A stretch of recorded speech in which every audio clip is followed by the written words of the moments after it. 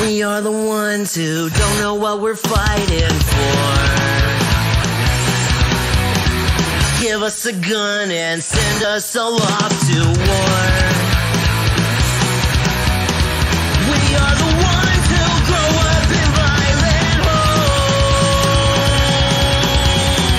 We are the ones who don't know what's right or wrong. I know.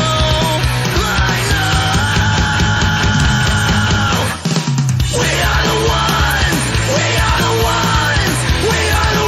who were born into war. We are the ones who just don't give a fuck no more. No more. We are the ones who don't know why we're losing score. Give them a badge so they could send us to the morgue. We are the ones who are scared to walk out the door. We are the ones who don't know what we're dying for. I know.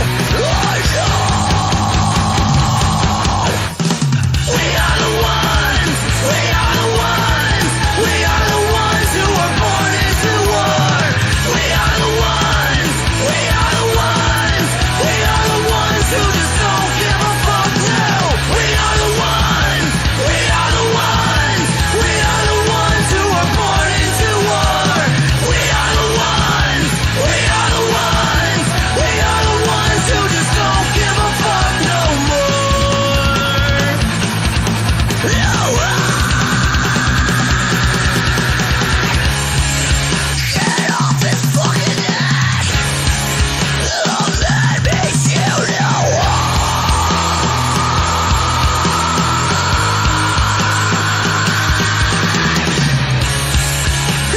Can't fucking breathe. Don't let me shoot you.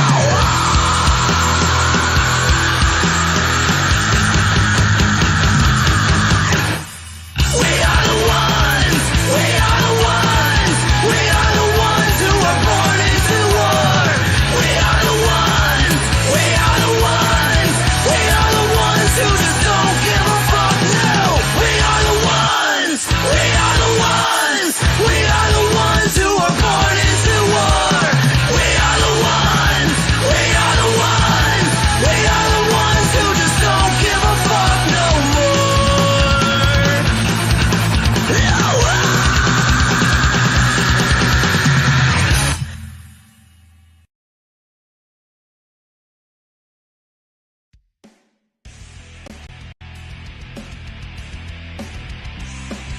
Welcome, ladies and gentlemen, to the latest episode of ImNoJoe, your home for all things combat sports and the place where every armchair quarterback can feel like Eddie Bravo. The views and opinions presented on the ImNoJoe channel belong solely to the person expressing them, no one else. If we say it, that means we meant it. That being said, this show does contain adult themes, adult content, and general shit that you shouldn't be letting your kids intake. Be advised, viewer discretion is recommended. Proceed at your own risk. You've been warned.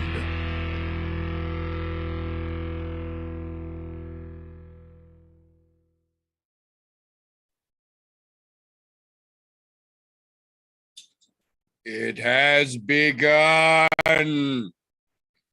Welcome, ladies and gentlemen, boys and girls, children of appropriate ages, to the latest episode of the ImNoJoe podcast, the show where every armchair quarterback can feel like Eddie Bravo.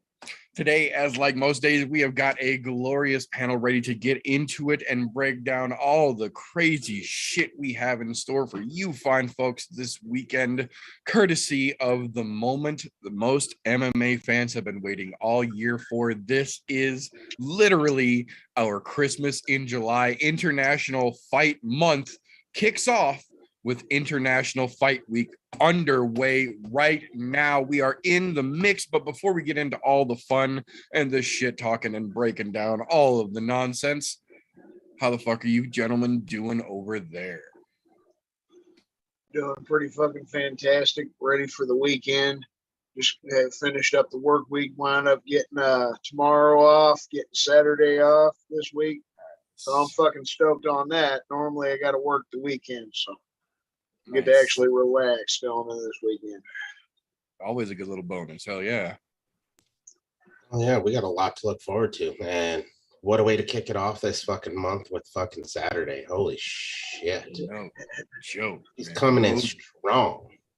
Yeah, UFC is not fucking around. This, if you didn't get the hint by the enthusiasm in the beginning of the intro here or the title of the show, International Fight Week and International Fight Month as a whole is generally that point in the year where the UFC just literally puts all its fucking cards on the table, brings in the biggest fights that they possibly can, puts on the most gigantic fucking fan expo in Vegas. They are literally bouncing across the entire fucking planet. Every week will be in a different portion of the globe all month long. 5 cards, 2 pay-per-views, 3 of probably the best quote unquote fight night cards we will see all year long. But before we get into all of that insanity, start things off here like we like to do around here with a little bit of a recap from last weekend's craziness, because there was indeed some craziness last weekend that is worth mentioning real quick. Excuse me. If you did not watch Bellator, there was a hell of a fucking card over there. I absolutely encourage you to go rewatch that. They put on a solid fucking production. I don't agree with Eblin getting it, but I see how they got there. That's almost a whole different episode. We could do a whole thing on that crazy shit, but we will get back to that. I will touch back on that, I promise, when we get into the news and recent events. What I do want to focus on real quick to try and crunch as much of this down as I can here is just the UFC from last weekend, and I'm going to try and just burn right the fuck down through here. Gentlemen, if you feel the need to contribute, jump in. Otherwise, I'm going to try and push the fuck through these here. Kicking right off at the top of the goddamn card. Let's be real fucking frank here. The stripper didn't fucking win it. I get that she wants to do her fucking thing and jump into Bisping's arms, and you could see that even Bisping wanted no fucking part of that in the way that one-eyed motherfucker went when she jumped the fuck up. He straight up stiff-armed her and made that bitch use him like a giant English stripper pole. Well, she shouldn't have been there to begin with, but again, back to fucking judging. It's ridiculous. It was close. I will give them that. Jinh Frey probably could have done more and secured it, but it was close. Did she do enough to actually beat Jinh Frey, in my opinion?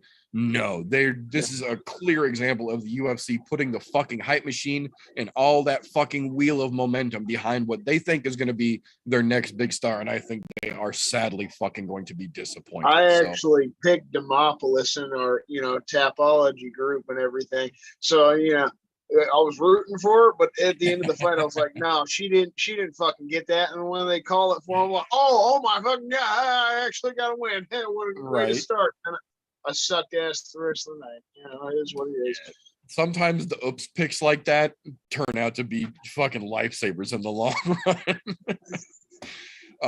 But from there, I will say, I had it for Batista going in. I have been saying for a minute now, Kelleher is overhyped, over fucking used, and over appreciated in this situation. He did the UFC a couple of solid favors, stepping in on a couple of short notice moments, but lost most of them, to be frank. He's kind of the boys' version of Angela Hill. Yes, you're there when they need you to, but you're there to get your ass kicked when they need someone to get their ass kicked. Kelleher hasn't been boom in a long fucking time. So I wasn't sad to see him get his ass handed to him. What I was surprised, though, is that Batista got him with the fucking crank. I thought Batista was going to be able to just fucking manhandle him. What he did was put his ass to the fucking ground, climb on his fucking back, and just kia him into unconsciousness in round 1. 227 is what they called it officially. What I called it was the giggle-worthy moment of the early card. Kelleher is on his way out the fucking door. I don't care if the UFC can see the writing on the fucking wall, or assholes like me just have to keep fucking screaming. Eventually, it's gonna be fucking clear. So again, Kelleher takes a big fat fucking L in the middle of the goddamn octagon. I don't know how many more they're gonna let him take, but I don't think it's gonna be very many. speaking of, I don't know how many more they're going to let him take. Why are we still pretending that JP Bays is anything more than a fucking soup can that lucked his way through the fucking soup can series? And the fact that he just happened to be a white South African gentleman and had a little tiny glimpse of personality carried him so much further than his actual talent has been able to. The fact that he and his now ex-wife were competing on the same cards worked out exactly the same way. We saw Montana and Mark De La Rosa fighting on the same cards, and several other couples that, to be fair, props for getting into the UFC as a couple, but at the same time, that almost plays out the exact same fucking way it does when we see siblings get into martial arts. Generally speaking, one of them gets the personality and one of them gets the talent. Very rarely do either or both of them get both traits. This turned out to be another one of those situations where, ironically enough, Cheyenne Bays actually had very little personality, but very much more talent than her now ex-husband. And we saw that perfectly on display as Cody Durden sent him into the fucking sleep realm in just over a minute flat last weekend. Not that Cody Durden is any sense of the imagination, the world breaker he hyped himself out to be upon that fucking show. At the same time, though, golf clap, sir. Golf clap. Nicely done. I was thinking about this last week, and I should have brought it up when we were talking about some of the random fights last week. You can't bet against a guy with the last name of Durden. Think about it. Tyler Durden. I mean, just saying. The proof's kind of in the fucking pudding. Yeah, it was there. And it obviously played out that way. Just saying, ow, you punched me in the fucking ear. I am JP's burning resentment. Exactly. Oh man, the UFC do be doing funny shit like that sometimes, though. Moving on from there, though, this is another one of those situations where, even though it might not have been the most exciting fight in the world, I don't agree with how the judges came down on this, let alone the fact that they came down with a unanimous decision for Morozov. I think this is one of those situations where Paiva actually genuinely outworked Sergey through the very fucking vast majority of the fight, despite a few very glimpse moments where Morozov really kind of stood out and took control, but wasn't able to capitalize or really do anything with it.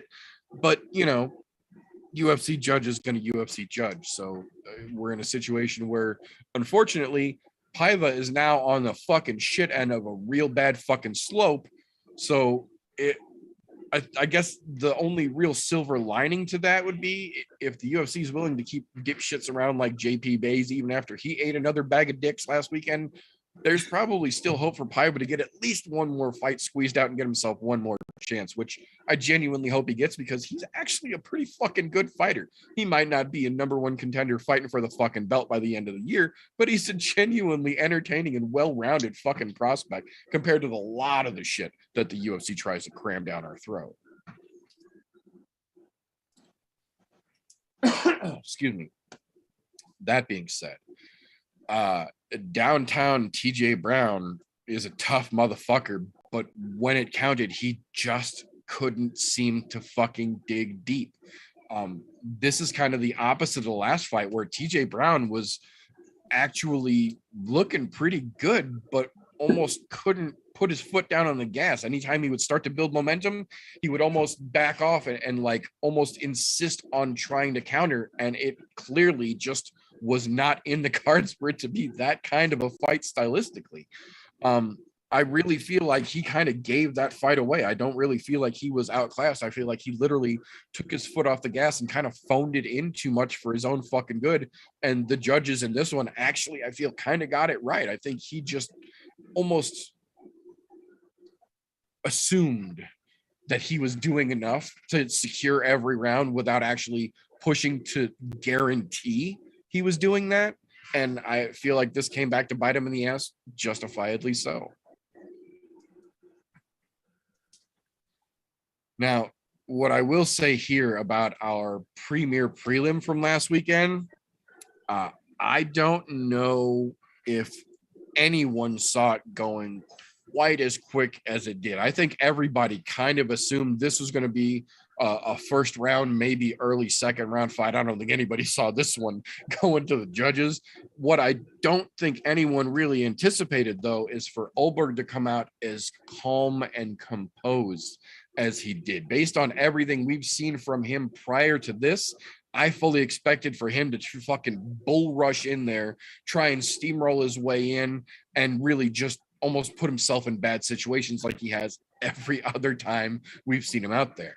This time, though, I don't know if it was the fact that the whole fucking CBK crew, that CKB rather crew, was sitting in the fucking front row in fold-up chairs screaming at him cage side or what, but Olberg genuinely came out and looked composed and focused. He didn't rush out. He didn't get too far ahead of himself. And ironically enough, Nchukwi actually left himself open and came out headhunting from the fucking opening bell. Had no sense of defense or patience in his game plan. He was there to fucking swang bang and let them things hang. And goddamn if he didn't. Unfortunately, though, that didn't work out in his favor. Ladies' night gave us a little bit of a glimpse at that Australian red panty night that he used to put on down under. Olberg with an absolutely fucking beautiful shot. He didn't just get knocked out. He got legitimately stopped. I hope we see this from Olberg going forward.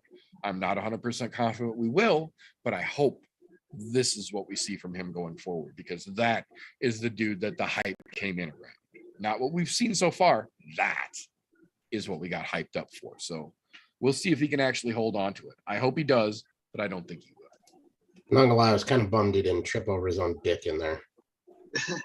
I was fully waiting for it. I was like, oh, where's the moment? Oh shit, it's over. Yeah, and congrats to him, but I still bummed about it. Yeah, that's it. I'm not 100% confident this is the new Carlos, but we'll see. We'll see. That being said, there's a term that we use, and even I've heard the UFC commentary crew start to use it a lot more recently. Desperation takedown. And I know that might not mean a whole lot to a whole lot of people, so I want to take just a second to kind of expound on that. There's a point in every fight where you run out of tricks, where the game plan isn't working, your backup plan isn't working, and you have to figure it out on the fly.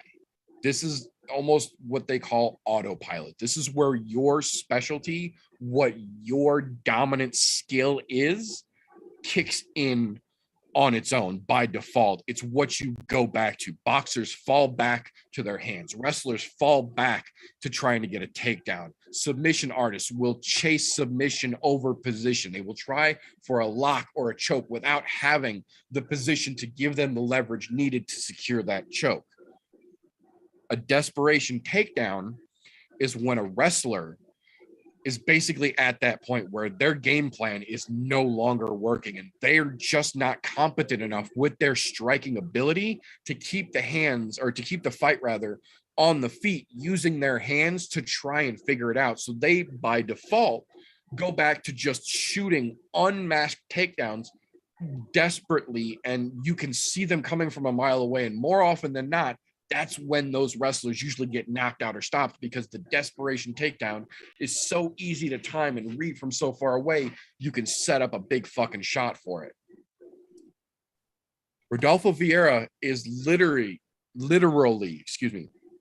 one of the single most highly accredited Brazilian jiu-jitsu practitioners in mixed martial arts at large. I'm not saying in the UFC. I'm not saying in the middleweight division. I'm saying at large. Active competitors in mixed martial art. Rodolfo Vieira has one of the single highest resumes just of his his martial arts prowess, aside from the UFC, that's active right now. And he spent, I'll give him the benefit of the doubt, and we'll call it 14 minutes and 35 seconds of that fight throwing nothing but desperation takedown after desperation takedown with no intent, with no even concept of trying to hide it, trying to mix up the strikes, trying to go behind something else. And Chris Curtis, to his credit, was able to do exactly like I said most people are able to do. When you see a desperation takedown coming, you can time it out, you can move away from it, you can throw fucking hard counters in it. And that's basically what Chris Curtis spent 15 fucking minutes doing to one of the highest accredited mixed martial artists active today last weekend. Oh yeah. He literally fucking stopped every goddamn takedown that was thrown at him. Mind you, there were only a few that looked decent. The rest of them were fucking shit. But still, yeah. I think at the end of the night, it was a total of 15 stuffed takedowns is what they gave him credit for. 15 or 16. I think in total was 2 for 17, if I remember correctly. This is, again, one of those cases where you go, guess what? You can't be a one-trick pony in the UFC. There are a few people that can do it. And Vieira, you are obviously not one of them when, and no offense, Chris Curtis, he's not a rule breaker by any means, but he's not shit either. But when you can have Chris Curtis go in and stop you at every fucking turn there, you are obviously need to round out your game a little bit and rethink what the fuck you're doing in order to move on. And credit to Chris Curtis. He did exactly what he needed to do to win that fight. And he did put some leather on him too, while in the process of stopping things. So he did well, and he definitely earned that fucking unanimous decision. I agree. I absolutely agree. Unfortunately, this is one of those fights that I don't really feel like we learned a whole lot about Chris Curtis. I absolutely agree 100%. He earned that motherfucking victory.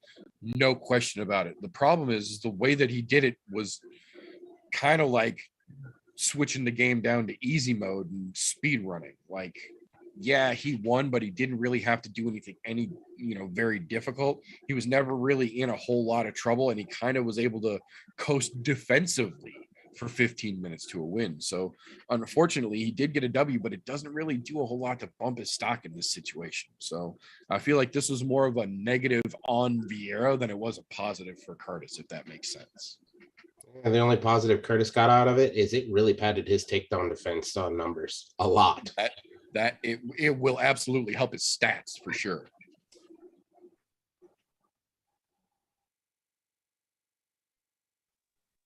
That being said, Golfty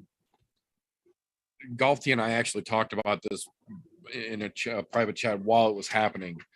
Fun size Khabib is just as much of a boring, wet fucking blanket as his cousin was.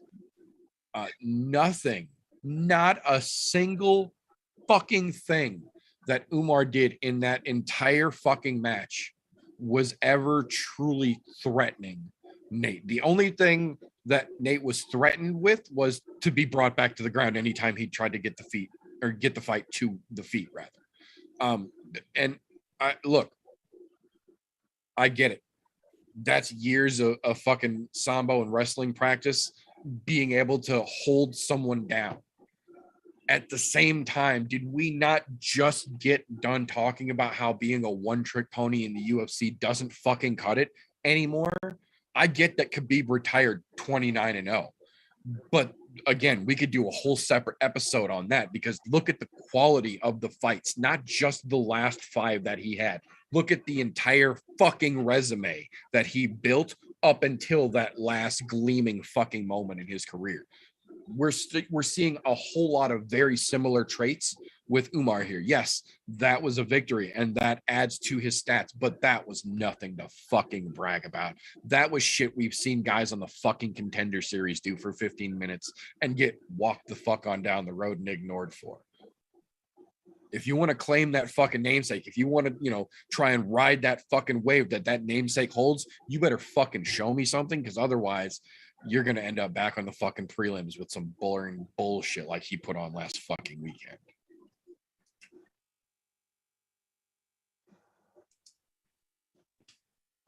Now, that being said, I don't remember the last time we genuinely saw Thiago show that much solidarity in his chin. We've seen Thiago Moises get clipped and go fucking stanky leg way more times than we have seen him eat a hard fucking solid shot and stay in the fucking pocket, be able to do what he needed to do to keep things fucking going. And that's exactly what we saw last weekend. Christos, to his credit, fucking cracked Thiago. One of those sounds like somebody taking a wiffle ball bat to a fucking gym mat kind of thumps that just rings everyone in the fucking stadium's ears, let alone people watching at home. Sorry, headphone users. But Thiago ate that motherfucker like a piece of candy and kept walking right on fucking through it. And when Giagos got sloppy, Moises did not. He fucking got on the fucking point and wrote that fucking name all over Christos' ass and then dotted that bitch to end the fucking round. Just absolute savagery. Now, I will say, in the moment, they refer to it as a two-handed rear naked choke. We came to find out later, though, what it actually was: a pair of single arm forearm chokes. That wasn't a dual rear naked choke, even though it was, to his credit, one of the coolest looking choke submissions we might have seen in 2022, maybe in the decade. It was pretty fucking badass looking. But yeah, literally no grip, no lock, no fucking leverage, just a pair of arms under Christos throat, and a oh shit moment to give Thiago a very nice fucking finish in the first round.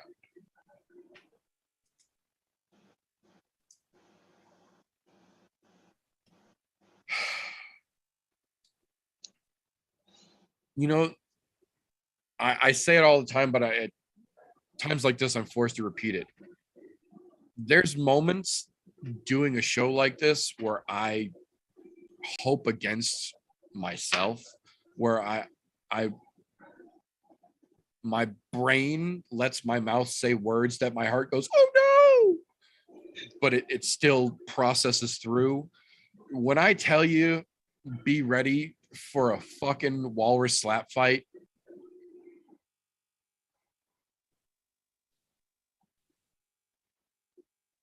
that's exactly what we saw with Alan Boudreaux and Josh Parisian. Now, I will say, last week, I had echoed the sentiment of one Michael DeCount Bisping that I felt like that fight was wasted on a fight night card that was not taking place in Paris, given the namesakes of the two gentlemen. Hindsight being exactly 2020 as it often is, I'm so fucking glad they let that fight go in the middle of a fucking fight night card and not drug that fucking match to Paris. Oh my God, was that two fucking sad big men just fucking going to town on each other for all of, 8 minutes? I will say, Parisian got clipped. There were several points where even the commentary crew was wondering if the fight was genuinely going to get stopped, because he looked like he just never recovered. And he fucking kept it in and held it in and then bit down on the mouthpiece when the time was right and literally rode Alan Boudreaux, smacking him, looking at the referee, waiting for the stoppage that didn't come, and then would go back to work and switch hands and switch position and pound on Alan Boudreaux some more, and then look at the referee like, how fucking many of these do I have to fucking land on him while he's turtled up in the fucking ground and you're watching and nothing's fucking changing? And luckily, it only took 3 minutes into the second round before they finally stepped in to save Alan Boudreaux. But oh my God, that was a genuine fucking shit show. I don't want to belonged on National Geographic. Yeah, I don't want to be too fucking critical of fucking professional fighters, but there's a reason that fights like that are generally on the prelims and not the middle of a fucking main card. Even on a fight night, that was fucking hard to watch, man. The worst of this, they still got a performance of the night bonus, or Parisian did, excuse me. Yeah, I was gonna say he got it for getting a stoppage. Yeah. But before we get into that, again, we said last weekend this co-main event was not worth getting as excited about as some of the MMA media at large were trying to get people to be. And again, sometimes I hate being right, because we got a beautiful example of exactly what Golfy and I were talking about last weekend. In the best version of Neil Magny the UFC got, or is going to get, it seems like, was back when we had Neil on Neil controversy, 2 fucking years ago now. Basically from that moment on, he has been on a steady and solid impending decline, and we are about to fucking skid to a halt here. We're running out of new up and comers to throw at Neil Magny to try and give him a chance to stay in it, and he just can't. And look, I'm not trying to shit on fucking Shavkat, because Shavkat came out and did exactly what he was supposed to do. This isn't on him at all. It was a little weird the way that he made his post-fight call out and then doubled down on it in the post-fight press conference. That came out a little weird, but fight-wise, no, Shavkat came out and did exactly what he needed to do. What the problem is that Neil Magny showed us exactly what we thought he was going to show us as well. And this brings us back to what we were talking about earlier. How many times are you going to shit the bed before the UFC finally says, you know what, enough is enough, and sends you your fucking walking papers? Because we're honestly getting to that point with Neil Magny too.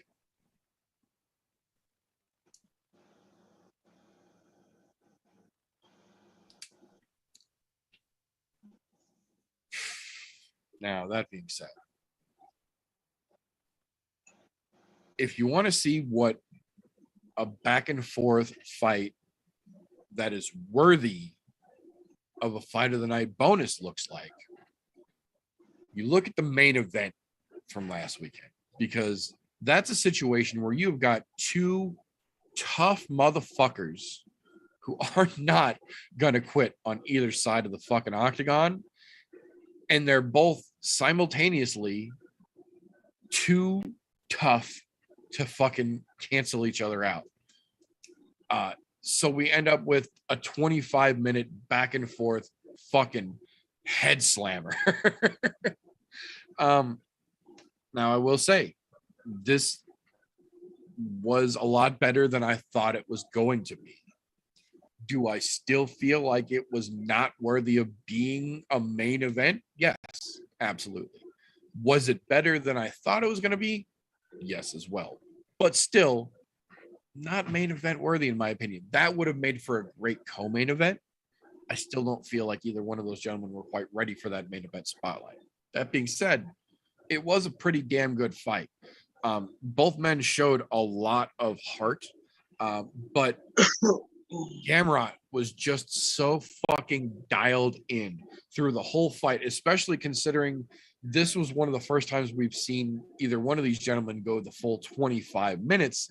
There was questions about can they hang, and can they hang at the pace that they started that fight at, which was pretty fucking insane for 25 minutes. Gamrot being able to stay so focused and having such fucking clean and crisp grappling when Sarukian was such a fucking loose cannon anytime the fucking fight went to the ground.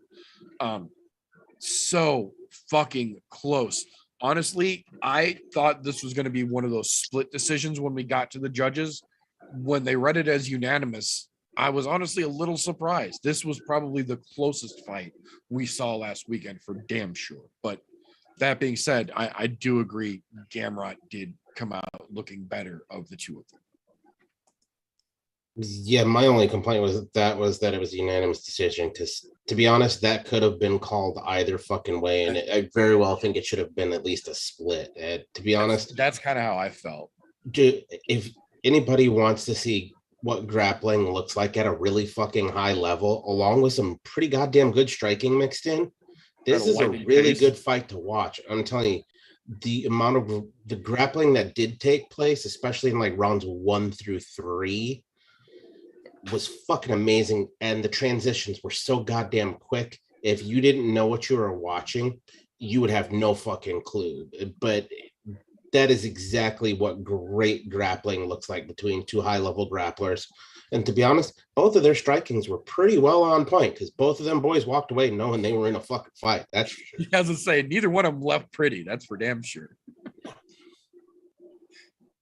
Yeah, no, this is one of those situations where I feel like despite Gamrot taking the W, I think both men came out of this one looking pretty fucking good. Gamrot in this situation just looked, that little bit better. And I do agree he did win, but I like Galti said, I thought that was a split decision. And honestly, I thought it was a split that could have won either way realistically. So hats off to both gentlemen.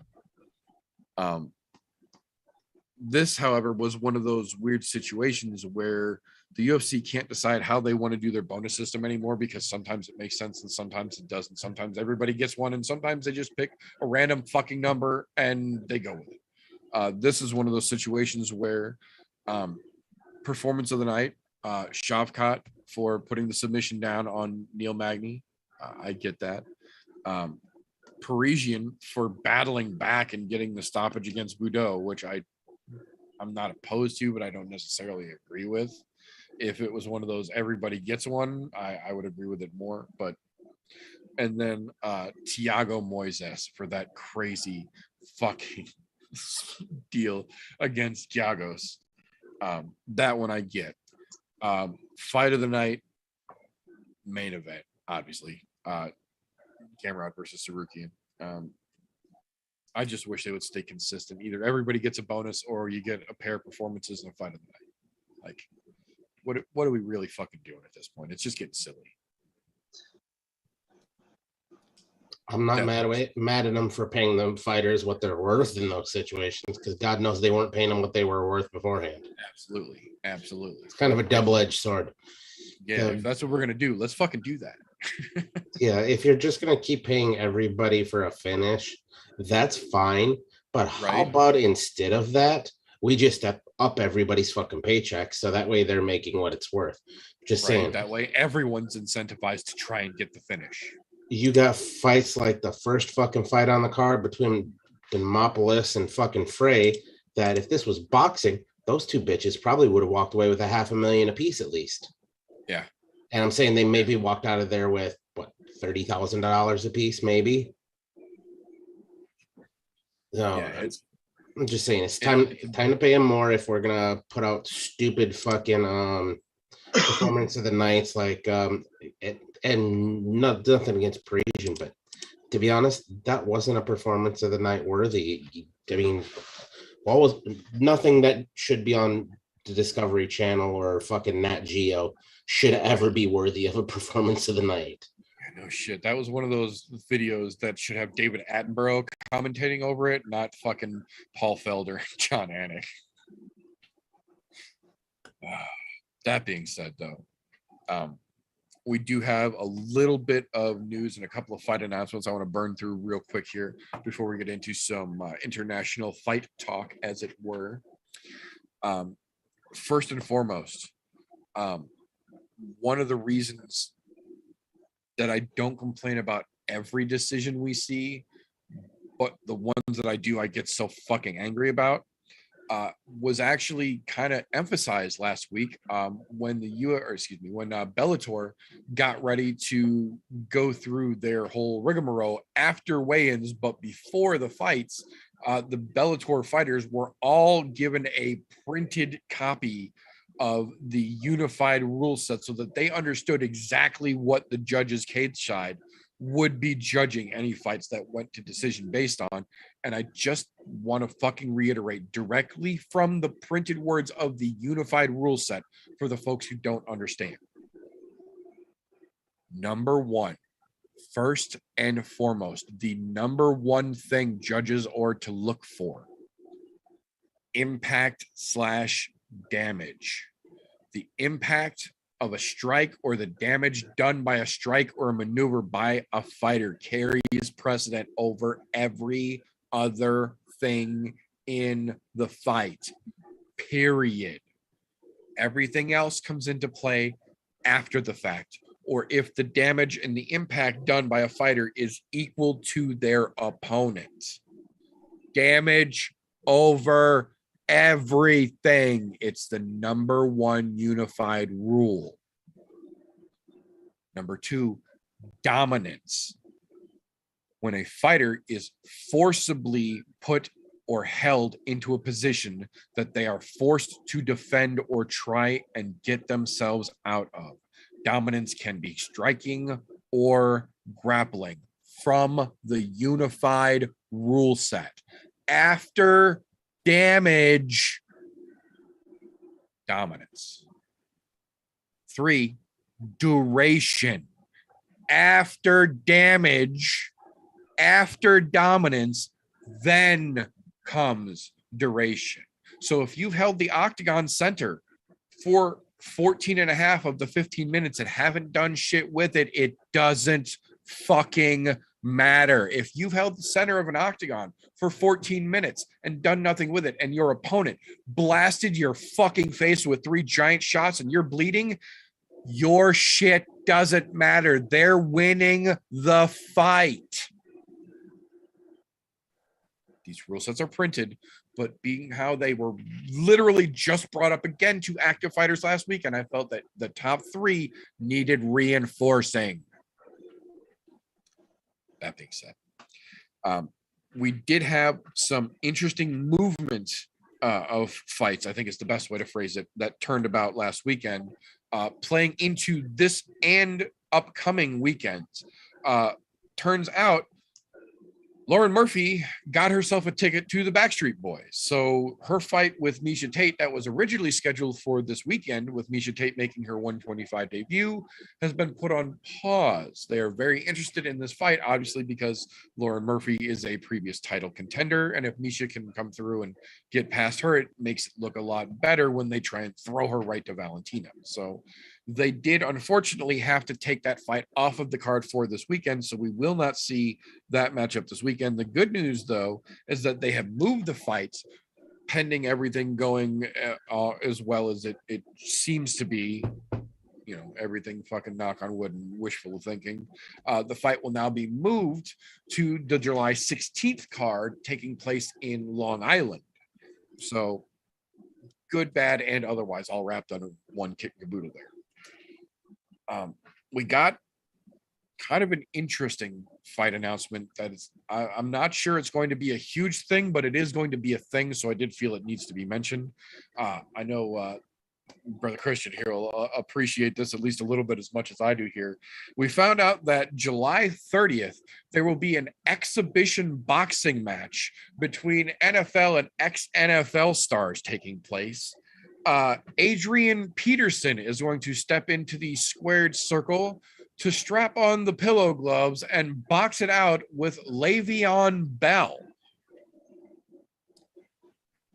I didn't like Le'Veon Bell when he was on the Chiefs, so I, unfortunately, in this situation, have no choice but to root for Adrian Peterson, a fellow known scumbag and piece of shit outside of their sports abilities. So weird as it may be, it is going to be a thing prospectively, and I'm not mad at sports athletes from non-combat sports lacing up the fucking gloves. I hope it's not a fucking Triller $7 million fucking pay-per-view card, but I'm not mad at guys from other sports. These are pro athletes. It's not like we're fucking putting on bum fights 2.0 here. We're getting legitimate athletes and then making them put on the gloves and fight other legitimate athletes with prospectively as equal little experience in the real world of fighting.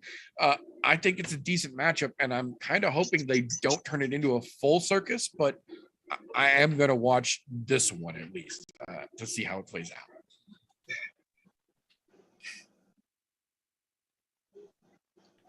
If one of them goes to sleep, I'll be happy about it.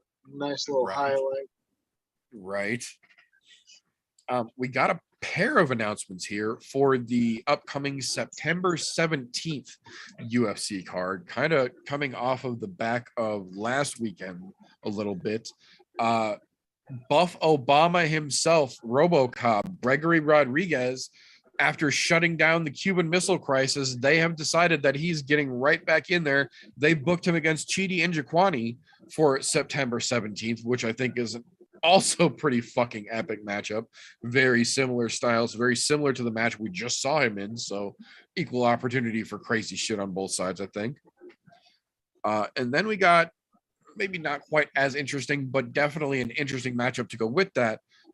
Rodrigo Nascimento stepping back in against Tanner Boser on the same card. So that one I feel like definitely has a lot more potential to be a walrus slap fight than the Buff Obama versus Chidi Njokuani fight, but still interesting that they're starting to put pairings together that far out again.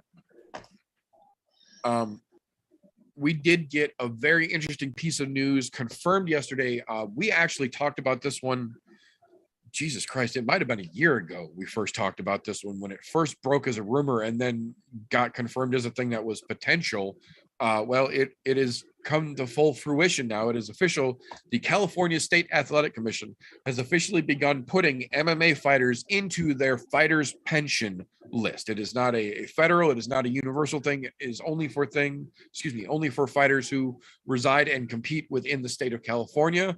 But the current standard is for boxers who have reached the age of 50 years old and have a minimum of 75 rounds fought within the state of California. They are now automatically eligible for that fighters pension fund.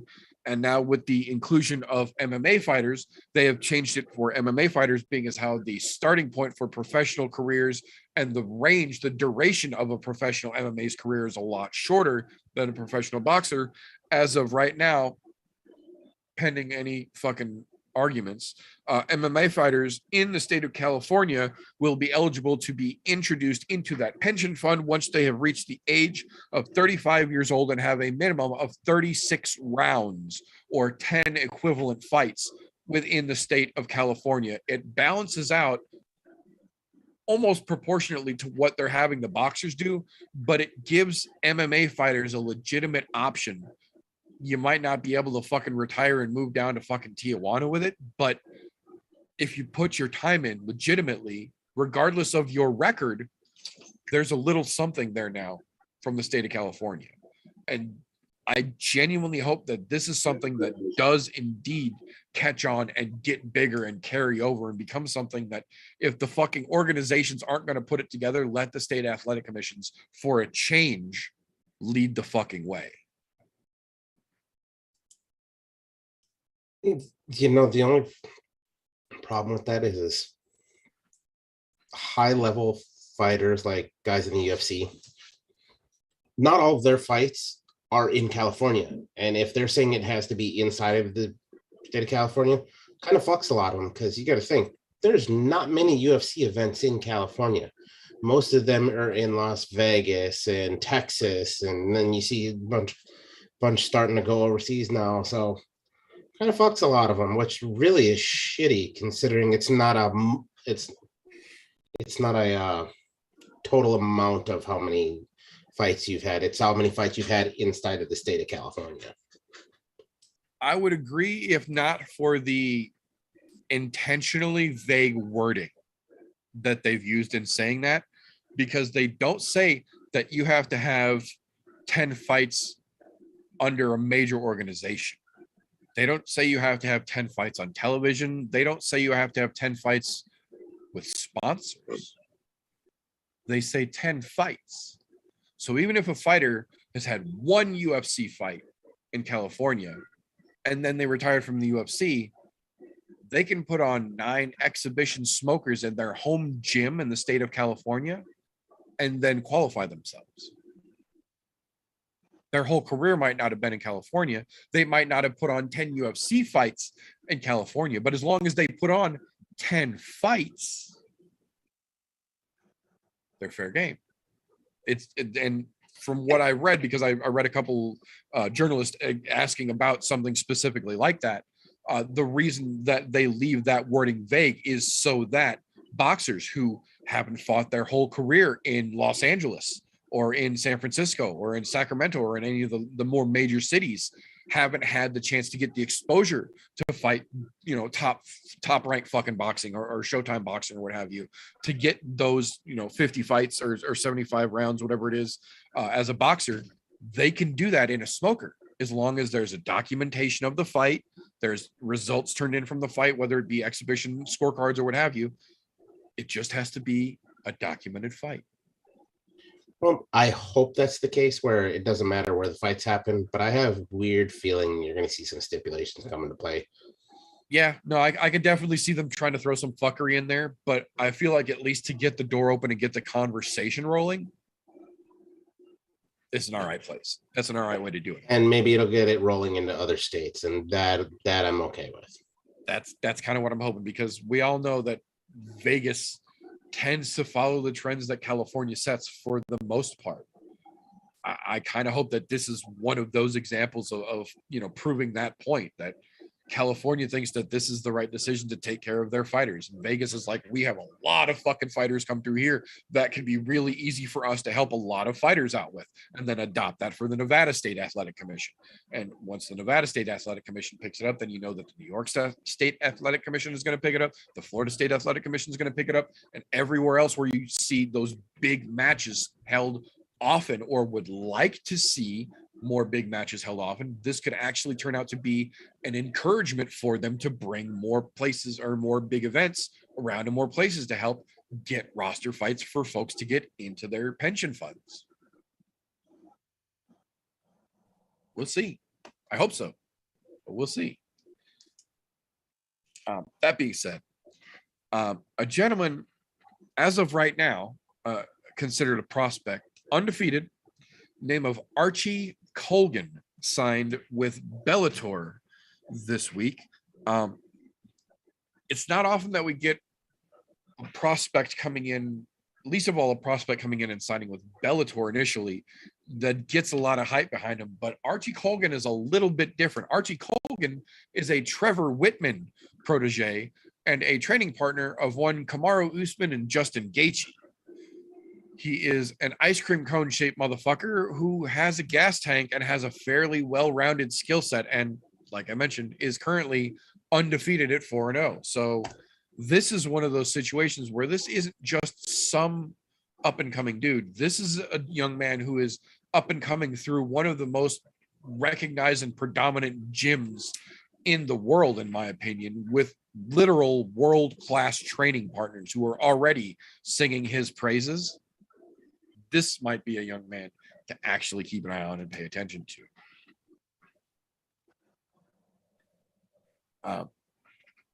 That being said, we got a confirmation this week. We kind of talked about it a little bit last week. We got confirmation this week why Figgy Smalls left his management. And I was incorrect. He did not leave the glasses wearing dipshit that we all hate, Coach Eric Albiacine. He just stayed with Cejudo when Figgy Smalls went home. The management team that he did leave, however, was Waleed Ismail, one of the most famous Brazilian fight managers. We found out that he left Waleed because his last two title fights, he made a combined $700,000 plus pay-per-view points in two title fights. And he believes this to be a direct result of Waleed Ismail just not having the leverage to negotiate hard enough with the UFC to get him more money, like he's been saying for a while that he would like.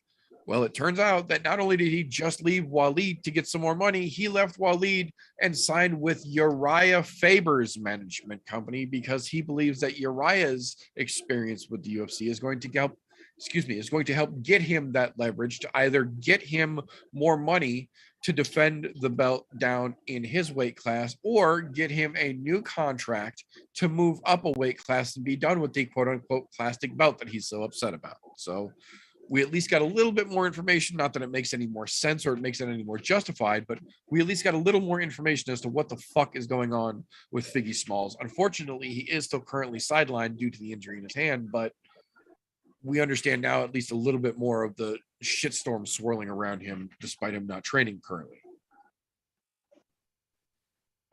We got kind of an interesting one this afternoon. Tyson Fury, despite allegedly, I have to say at this point, retiring after his last victorious bout, has since called out Francis Ngannou, who accepted the challenge and then underwent knee surgery. But then today decided that he was going to call out the Mountain, Hafthor Bjornsson, who immediately and understandably accepted the challenge and asked when to set the date up for. I'm a little confused. I don't necessarily understand this one. The Francis Ngannou fight made a little bit of sense. He's the heavyweight champion of the UFC. His knockout power is what got him the vast majority of the wins that got him to, including the taking of that belt. Thor has really boxed 3 times, 2 complete soup cans, and then Eddie fucking Hall, who may as well be a soup can. I feel like Tyson could quite literally take this match with his shoes tied together and beat the brakes off of Thor in less than 3 rounds. Yeah, that about sums it up right there. I guess you're literally talking somebody who is an infant in the world of boxing compared to somebody who's, to be honest, still in his prime. Fuck yeah, he is, which is scary unto itself. Yeah, so, but I think it's just because the name that goes behind it, the Mountain Hafthor Bjornsson, world's strongest fucking man at one point. I mean, he's got a lot of accreditations, but literally going to just fucking beat on him makes no fucking sense. Yeah, I'm not real happy about it. I'm not happy that it did it publicly instead of like setting it up to make it a thing where it would have involved bringing in other people who could have went like, what the fuck are you doing, Tyson? Like, did you not just promise your wife a month ago that you're retired now? Like, sit down, drink a beer, shut up, watch TV for fuck's sake. No, Tyson Fury gonna Tyson Fury. So that being said, as if we needed more proof that boxers were all fucking weird and the whole world of boxing is fucking crazy. Eddie Hearn came out and did a fucking interview yesterday, and he said that he is in the process of working right now on getting either Holly Holm or Chris Cyborg to fight Katie Taylor in another crossover boxing event to be scheduled for the early fall. As strange as it is, Holly in this situation would actually genuinely make sense considering she was a professional women's boxer, is in the Women's Boxing Hall of Fame, literally, and was a world-class female kickboxer for a long time as well. So Holly actually genuinely has accredited top-level boxing ability. It doesn't show in the UFC, trust me, I know, but it's there. Were she to actually do a strict boxing-only match against Katie Taylor, that could be very interesting. Chris Cyborg, on the other hand, is quite literally just a power puncher with residual juice strength holding on for dear fucking life.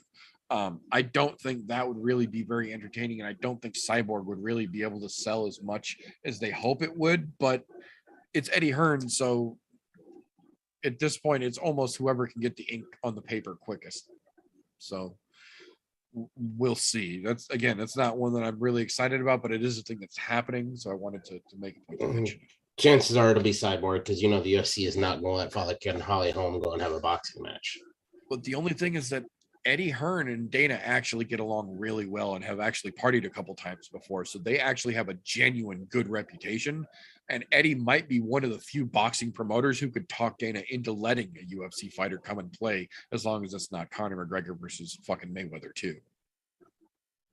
But again, it's not anything that anybody's going to get really excited about. So we'll just move along. That being said, if you aren't familiar at this point with Danny Sabatello, all you need to do is just look up his post-fight interview from last week. It will tell you everything you need to know about him.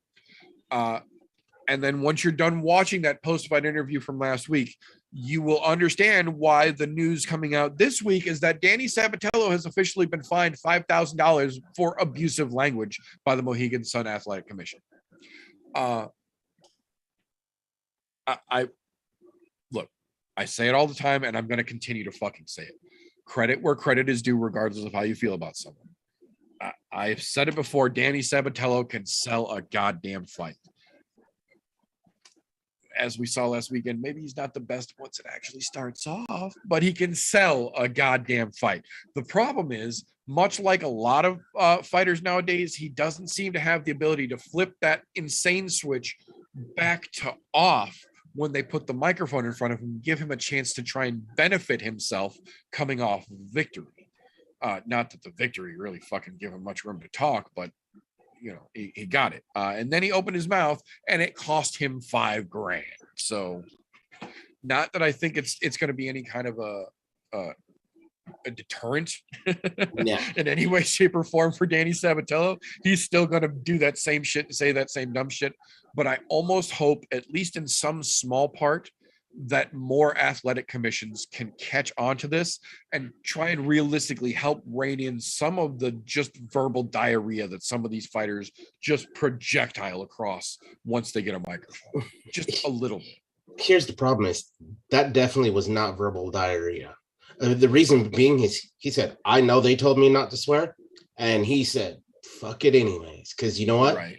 He's like, you're not going to tell me what to do. And you know, good on him for telling him to go fuck himself, knowing the consequences were coming down the pipe. Right. So, to be honest, my hat's off to him for it. Does that mean I like the guy? No. But you know what? You're a fucking fighter. You're not a goddamn public speaker. Now, could he do a better job of post-fight interviews? Definitely. Right. But you know what? That's the same kind of shit that sells, though. That's the same kind of thing that gets people hyped up about people. Because there's a reason why you have the Conor McGregors and things like that out there, because that kind of shit that they say after fights projects into the next fights that come out. So to be honest, he's doing the right thing. He's selling that little $5,000 fucking slap on the wrist that he got is going to pay dividends down the road. Big dividends. Now that's to say that he continues to do well in the sport. If he doesn't, that's $5,000 wasted. But to be honest, he's not a bad fighter. I don't like the guy personally, but he has some really good potential. We'll see. We will definitely see. I think the biggest reason that I don't even want to say that I'm happy about it, that I think the biggest reason that I feel that it's worth talking about is because unlike a lot of athletic commissions, when shit happens, Mohegan Sun actually held that motherfucker accountable. They told him going in, look, this is our hard line. You're coming to our fucking business. We're letting you make money in our fucking place. This is what we ask you to do in the meanwhile. He knew going in what the rules were. He told them to fuck off, and they said, cool, so we're taking some of your fucking money then, dumbass. They held him accountable for it because he tried to be a spoiled little kid in Walmart. He knocked something off the shelf, and they made his mom pay for it. I don't think it's going to deter him. I think he's absolutely going to do it again. But when a kid acts out, sometimes you got to fucking crack him one, whether it makes him stop or not. He has to understand there's fucking consequences. The problem is that's not a big enough consequence for him to stop doing it. You want him to do something, you need to find him bigger. Because I guarantee you that $5,000 was covered by his sponsors, easy peasy. I was just going to say this $5,000 fine was the equivalent of his mom kneeling down and go, now, Xander, we use our indoor voices when we're upset. But, you know. It wasn't even the equivalent of that. It was the equivalent of, did you do that? Yeah. Don't do it again. It's literally that, and there was no consequence to it at all. As much as I hate to say it, if you really want to scold somebody in this kind of sport, you have to do it with fucking authority. Like, I mean, you got to come in. How much was his purse? We're taking half of that shit. Half. Yeah, it should have been way more significant. I agree. Yeah. So otherwise, you're not, I mean, don't get me wrong. They're doing a service by saying, yeah, we will back ourselves. But that was kind of more like the little kid that's being held back by himself going, yeah, be lucky I'm holding me back. It really didn't do a lot. That's all. I agree. And to be honest, between the two of them, it was like watching two schoolgirls squabble. Because you know what? I'm going to say it just because you told me not to say it. And, oh, yeah? Well, then I'm going to do this. And really, the only person who fucking won was nobody. They both look like fucking jagoffs. Well, no, I was going to say the person that really won was Javi on Stotts. Because he was like, this is what I've got to fucking worry about next round. I'm good. And I think he's right. I think he really doesn't have a whole lot to worry about. But again, we'll see when we get a little closer to that. A little bit of a, I don't want to say we fucking told you so, but we fucking told you so. Valerie Loretta, despite quite literally after her last win, coming out and saying that she's more than just something to be objectified just because she shakes her ass after every single victory more than she actually celebrates the win itself, doesn't mean anything, that she's not just an object, that she's a martial artist. And then yesterday announced that she's actually retiring from mixed martial arts because she signed with the WWE. She's going to be a diva.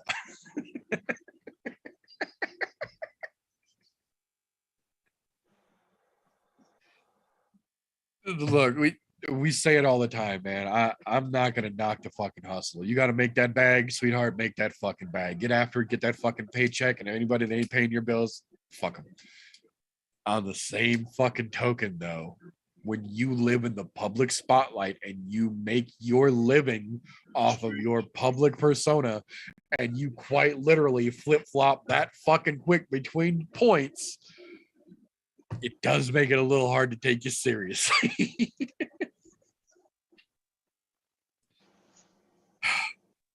Now, kind of on the other side of that, though, we did find out this week that Bella Meir, daughter of former champion Frank Mir, got her third professional victory, or her third victory as a professional, rather, this week, and says that she feels she is at the point that she understands the challenges are only going to get bigger, and she is ready to start taking on bigger challenges. She knows she's not ready to go after UFC championship right away, but she is ready to move on beyond the local circuit and start looking at serious competition. She's ready to make herself a genuine professional mixed martial artist. And based on what she's done so far, who she's got in her corner, and the resources at her disposal, I'm inclined to think she might just be right. Even if she isn't, at this point, I kind of feel like she's done enough. She's earned the chance to try. Because if she's not, worst case scenario, she goes back to the small pond and she's a big fish for a little while on a local circuit. It's done plenty of wonders for plenty of other fighters. So, you know, good on you. Fucking following in the family fucking business and kicking ass and taking names at it. So get it, fucking Bella Meir. I'm sure before too long we'll be talking about her on a fucking big name circuit. Oh yeah, she's definitely got the backing to do it. Yeah. Dad can coach a lot, but he also has access to some other really great coaches as well. Daddy's got guaranteed this part is not going to be an option, because they're going to know Dad's name and go, you know what? We want to do something with her name, so we're going to kind of lower this a little bit to see if we can elevate her and make our name better too. So, yep, build with her, exactly. Look, there's a reason why you see a lot of in sports in general, you see a lot of, even let's say go to football, all of the Mannings that had played in the NFL, the Watts that had played in the NFL. There's tons of them. Look, every sport has something like that where, oh, you're so-and-so's kid, we will teach you and make sure you are to that same level. MMA is no fucking different. Just saying. How about boxing? Muhammad Ali and his daughter. Look at the Gracies. How many fucking Gracies are there in mixed martial arts these days? Not even counting jiu-jitsu, just in mixed martial arts right now. I can think of 6 off the top of my head in 3 different organizations. Like, there's a half dozen from one family competing right now. So yeah, generational fighters like this, it's nice to see when they take it seriously and they fucking do it like Bella has been doing. So fucking get it, girl. God, yeah. To be honest, I hope she outclasses her old man. And I have nothing against him. He was an OG. Absolutely. Ran that fucking heavyweight division for a good long time. Did a lot for the sport. Glad he's retired now. And to be honest, I hope his daughter fucks shit up. I would love to see her carry on that family name and just take that fucking family legacy that much further than her old man did. That would make me stupid fucking happy as an MMA fan. Now, speaking of things that would make me stupid happy as an MMA fan, the last little chunk I've got here for our news and recent events segment, we covered a little bit of it. I don't remember if it was last week or 2 weeks ago. We got word in a recent interview that Ronda Rousey is at that point where she's not really doing the WWE thing anymore. She's not really doing a whole lot of anything committed anymore. And she's at that point where she can start to really reflect on everything that she's done. She's I think the best way to put it was she's not regretful of her losses. She has no instinct, no urge whatsoever to rematch either Amanda or Holly, her two literal controversial career-ending MMA losses. The one fight she said she would openly be interested in, though, would be a match with Gina Carano. She said the only fight that would think about bringing me out of retirement would be if Gina Carano would be to put the gloves back on.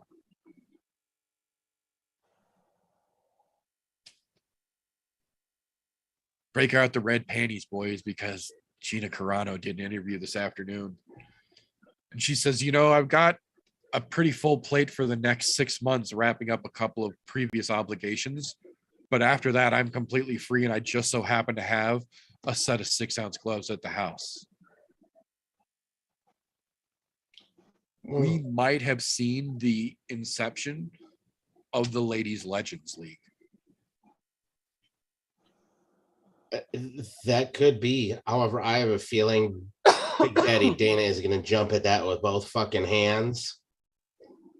Especially after Gina Carano was asked about it on Joe Rogan's podcast. And she's like, yeah, I'm open to it. Look, to be honest, I love that fight. I love the idea of those two getting two OGs of the sport. Let them fucking roll it out.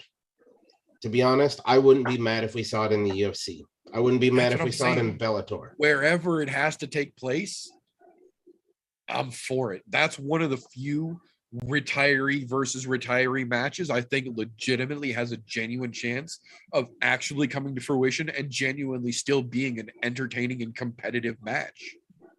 Yeah, at this point, with those years, dude, they've both been out of the sport for a few years now, so long that would be. But I can guarantee both of those girls, because they did it for so long prior to retiring, they wouldn't lose much of a step in noticing between them, the two of them. You would notice it if they fought somebody who's still active, but like watching them two who knows? Maybe it would turn into a tune-up fight where those girls would go, I want to keep fighting. Stranger things have happened. Saying I wouldn't be mad about it either way. I agree. But with that being said, that is all I have got over here for news and recent events. Do either one of you gentlemen have anything that I missed this week? Yes. Can we talk about, it's not really news, but it is definitely worth mentioning. Khabib shoving away fucking Ali during a fucking their little fucking photo shoot. Kumar's photo op. Yeah. That was fucking fantastic. It's ironic, and I don't want it to seem like we're going to talk about this just because I hate Ali, because fuck Ali Abdelaziz. He's a piece of shit on multiple fucking levels, and I'm very open about my fucking disdain for that scumbag. I have no urge to fucking hide or downplay my fucking disdain for that human fucking waste. That being said, though, one of the, I think, just weird, really, ways that he almost, I don't want to say controls, but keeps a strong grasp over a lot of the fighters under his management tool, is that he actively trains and not necessarily competes, but actively rolls and trains on a regular basis with a lot of them. So that way, whenever it comes time to take all those celebratory pictures, it doesn't seem out of place for him to just insert himself right in the shot. throw himself right on the edge. And he tried to do exactly that this weekend after Umar's victory. And Khabib quite literally told him, no, get out of here. We're taking pictures. You can come in later. To my knowledge, that's the first time Khabib has ever had him actually genuinely, hey, get the fuck out of the picture. Yeah, that's the first time we've seen that happen. Yeah. Not saying it hasn't happened before, because right. That's the first time it's publicly been done. As much as I don't like Khabib is very forward about what he wants. He isn't, and look, he don't hide his feelings. Yeah, that part of that is the fighter that he is, but also part of that is from the world that they're from. They are very forward in that of, hey, this is exactly what I want. No, move. It's that type of thing. So watching him do that was fucking fantastic. To actually have it on tape and seeing it was even better. I mean, to be honest, I hope it happens more often, because to be honest, if you're a fucking manager, the only time you need to be in there is in the area of a title fight. After, when it comes time for a decision, yeah, by all means, then get in there, because you know what? That's where your fucking that's where your bread and butter is showing. Hey, look, I manage a fucking world champion. Outside of that, you don't need to be in all the fucking photos leading up. It's nothing. We know who you are. We don't care. Move on. Move along, sir. Please move along. I agree. All right. So with that, that will move us on to the meat and potatoes section of the show this evening. The marquee, the reason for the season, as it were. Tingles. UFC 276, Adesanya versus Cannonier, the kickoff to International Fight Month, the culmination of International Fight Week, the UFC's premier showcase of the year, goes down this weekend live from the T-Mobile Arena in Las Vegas, Nevada. Now, I'm not going to get too overwhelmed and say that this is the single best card that the UFC has put together of the year, because there have been some spectacular cards this year. What I will say is you'd be hard fucking pressed to find a better card so far. We'll see as the summer plays out. That being said, early prelims, notable names all the way across the board. Prelims, bringing in the big names, bringing in the thunder. Main card is nothing but fucking bell ringers, household names, top to fucking bottom. So,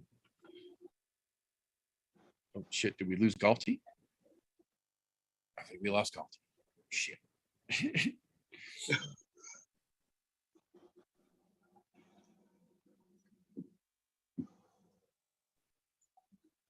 I don't know. We'll talk about the early prelims real quick. So, the ladies' fights. I think, is that the only ladies' fights on the card? I believe. Yes, it is. Both on the early prelims. Murphy getting pulled, yeah.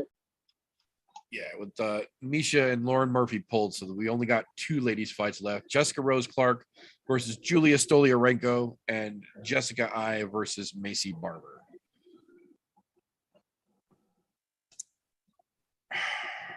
I gotta say, I think I probably would have reversed the order of those if I was the UFC, because I think Macy Barber versus Jessica I has a little more potential to be exciting. I feel like Jessica Rose Clark is almost set up to succeed here. Stoliarenko is just clinging on by the fucking very last little inches of her fucking fingertips to her UFC contract. I kind of feel like Macy Barber is trying to gain some of that steam back that she lost, and Jessica I is just almost on the same boat as Stoliarenko. She's definitely on the downward slide, trying to keep herself attached, while Barber is trying to use notable names like Jessica I to bounce herself back into relevancy.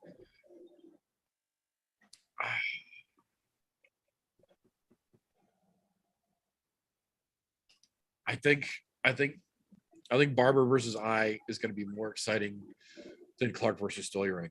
What do you think? Yeah, I fully agree. I mean, I think Rose Clark's got Stolyarenko.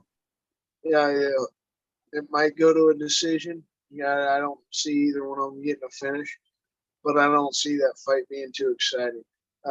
Barber and I definitely, definitely see that fight being a little more exciting. I think Jessica I, she hasn't been doing too good. She's been on a downswing, but she's definitely still a tough son of a bitch, and I feel like it's going to be a decent fight. You especially hope so, with those being the only ladies' fights. Right. I feel like those two ladies are going to go out there. They're going to start us off with a fucking good, good barn burner. Maybe wind up a little bloody. That's Right. at least how I want it. So. You good, Galty?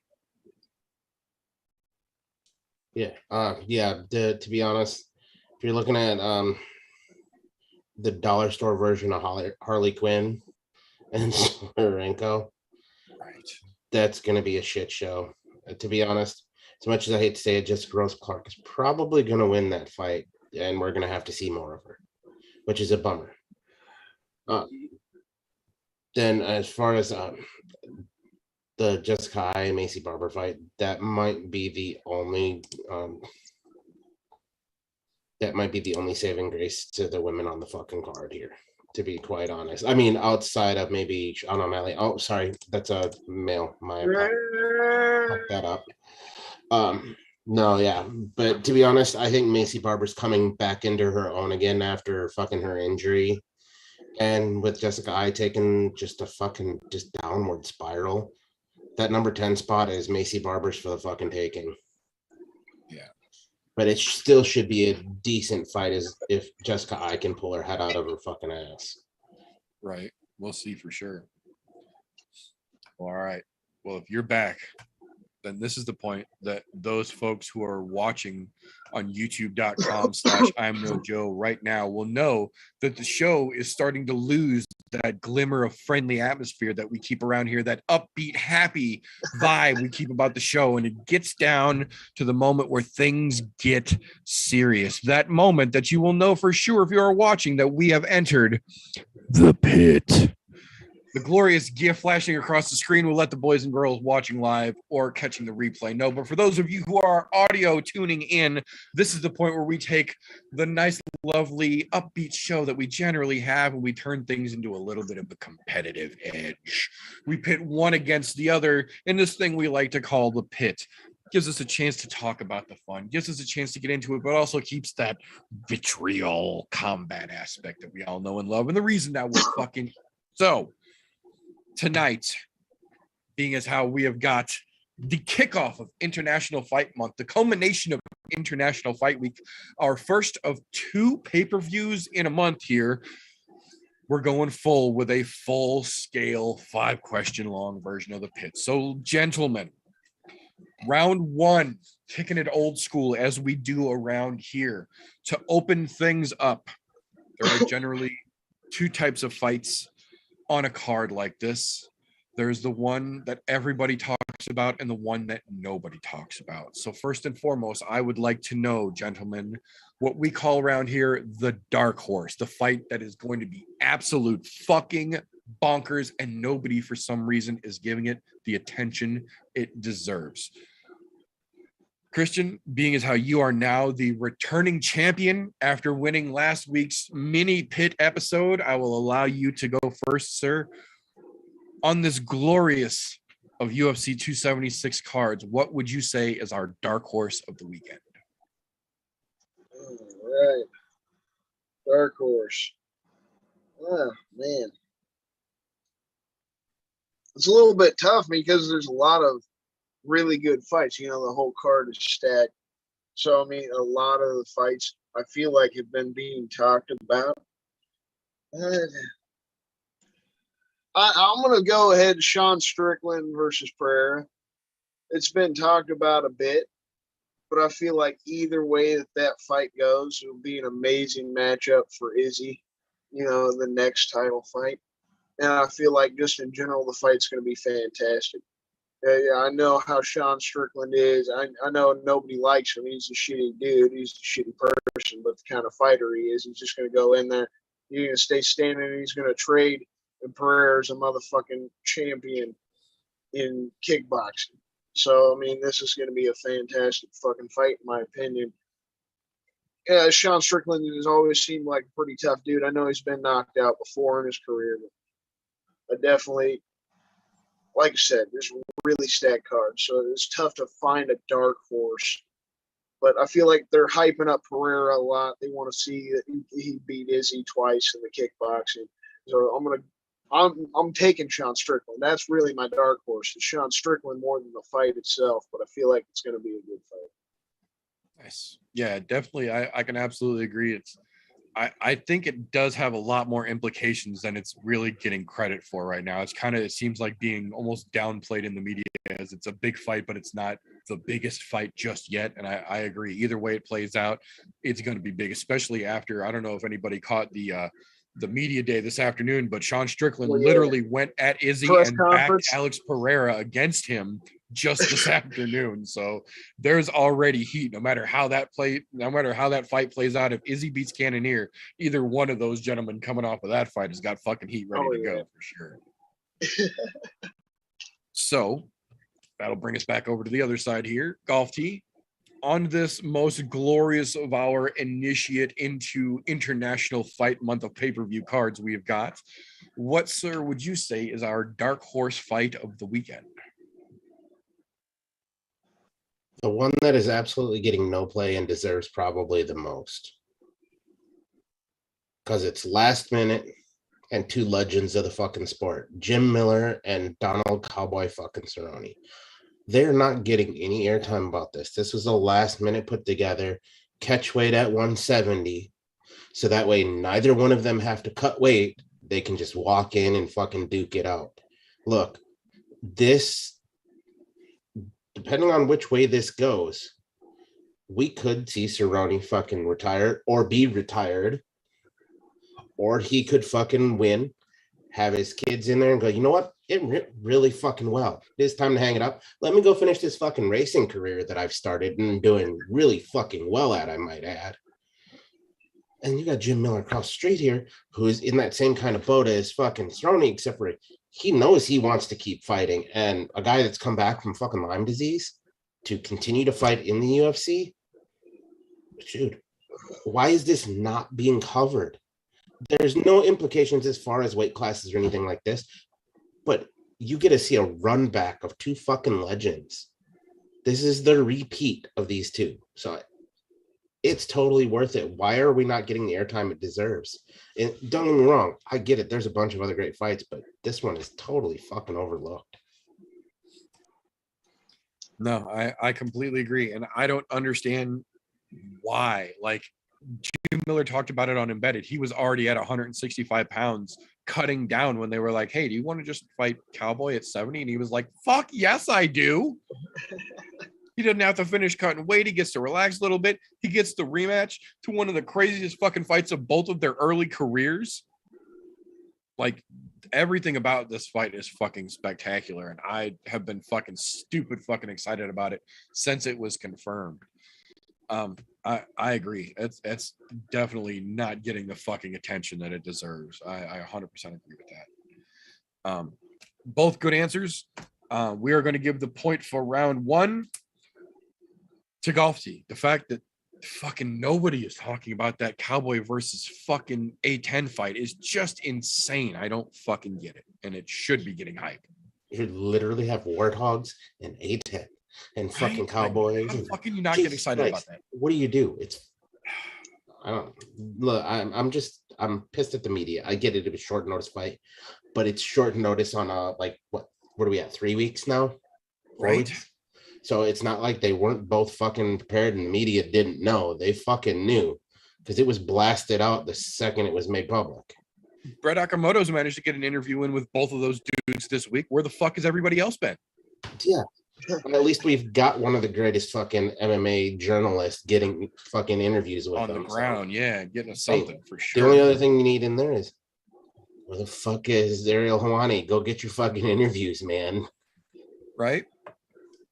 I will say I was happy to see that Mike Heck got to pull John Anik aside and get a little fucking solo time interviewed earlier this afternoon. That was cool too, but would have been nice to see a little more credit given to the OGs coming out here. So oh yeah. Even I'll even honorable mention Robbie Lawler and Brian Barberena, because Lawler's not getting any coverage. Yeah, my honorable mention for sure is fucking Robbie versus Brian, and the fact, especially now that Misha versus Lauren is off, they bumped Robbie and fucking Brian up to main card now. So so now he's gonna bitch because now he has to fight later instead of just fight and go home like he was talking about earlier. Right, he was happy about being on the prelims. Yeah.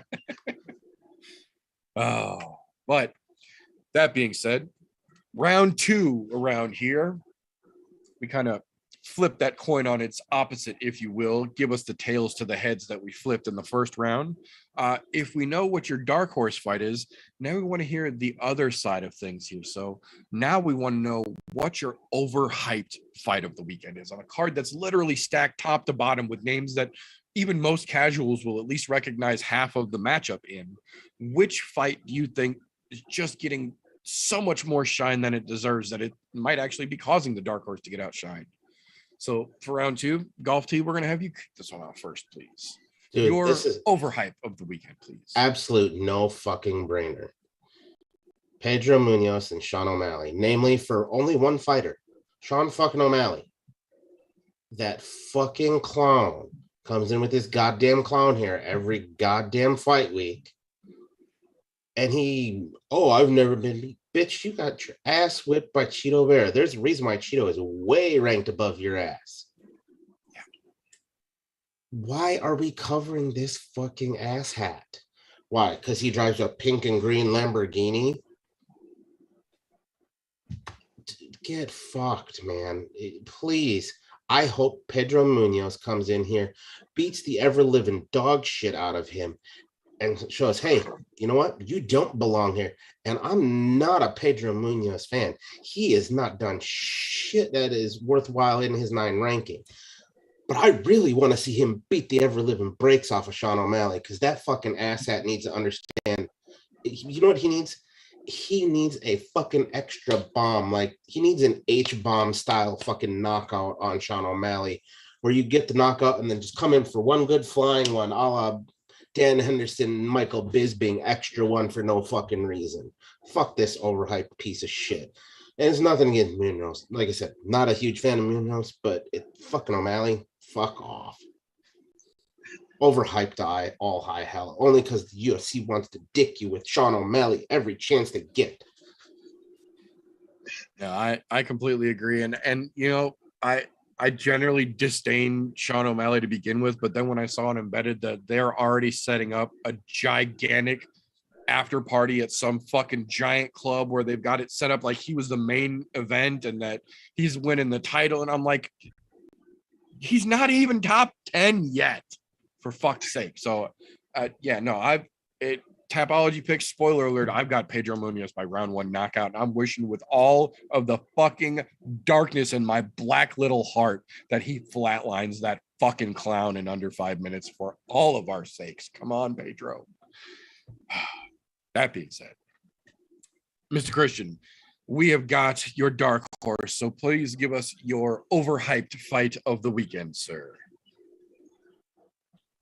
Well, I mean, Golf T pretty much, said it. I know I don't want to necessarily give up the round, but the most overhyped fight definitely is the Munoz and O'Malley fight. Even though I'm not necessarily a huge fan of O'Malley, but I'm picking O'Malley in the fight. I don't think he's a completely overrated fighter. I feel like he's got some talent because the only loss he's got is Cheeto Vera. Cheeto is a tough son of a bitch. He lost by injury. So if we saw a rematch, we don't know what we'll see. He's never shown any of his ground game. He definitely seems to have weak legs. He's got a lot of weaknesses in his game. So I'm excited that he's finally being tested. He's getting a real dude that's really durable. They're not giving him another one of those soup cans, a guy that's easy for him to get another knockout highlight. It's definitely overhyped. He is overhyped.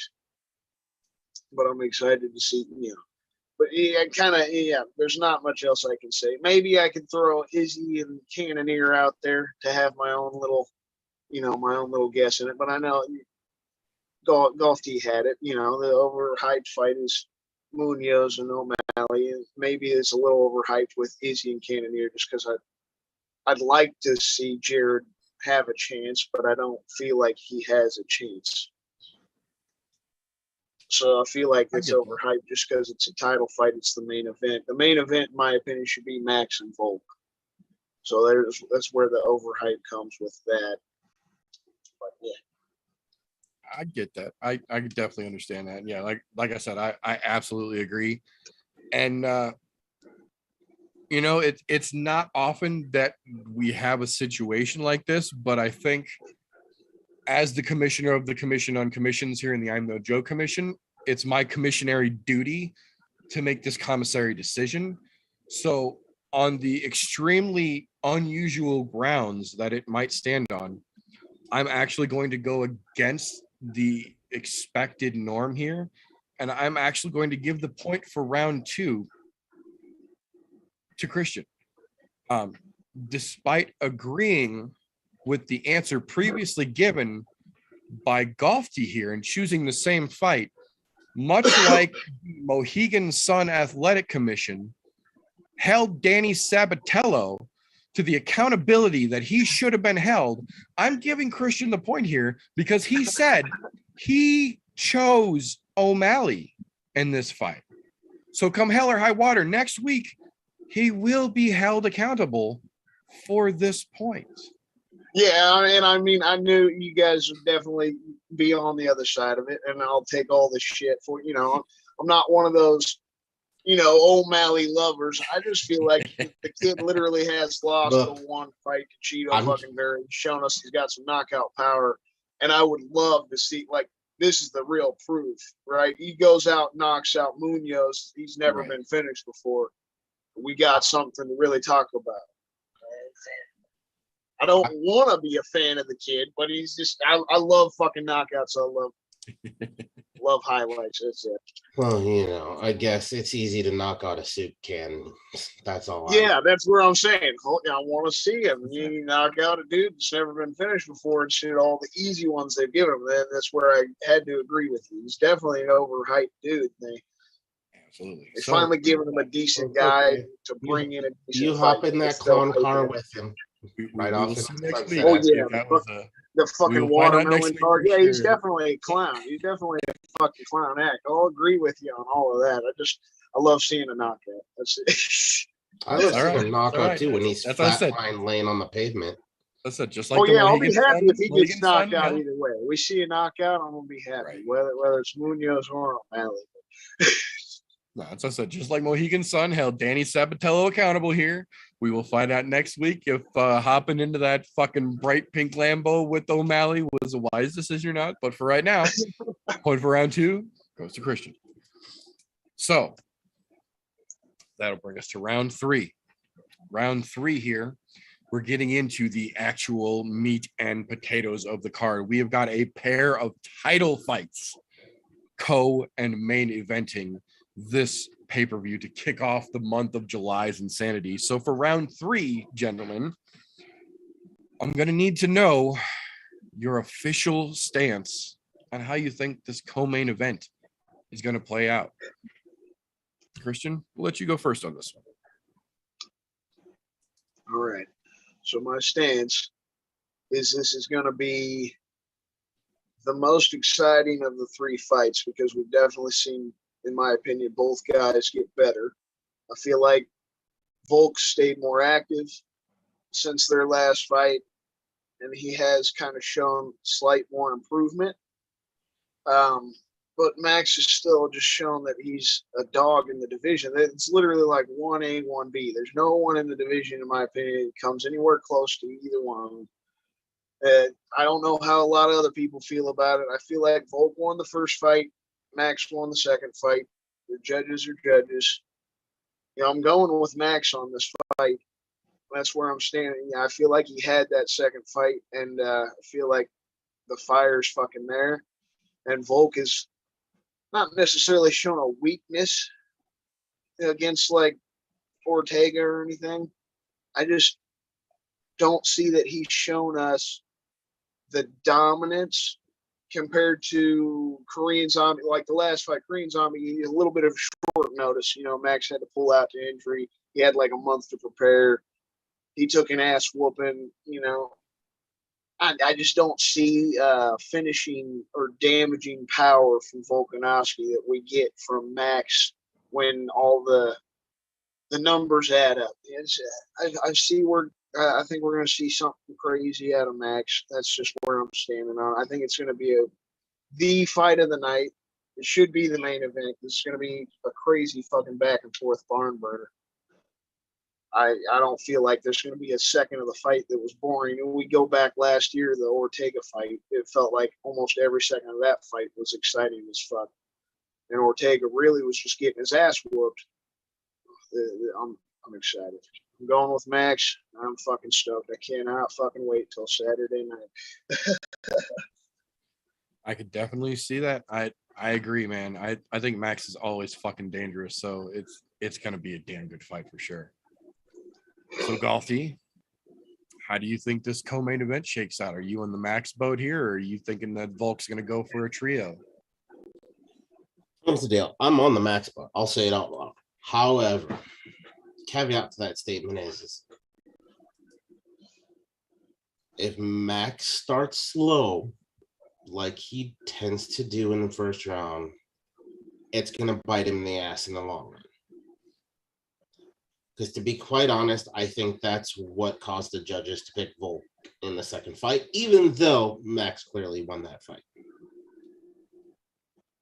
If he starts slow again, which he does tend to do, we're going to see Volk get the nod because he's not going to finish Max.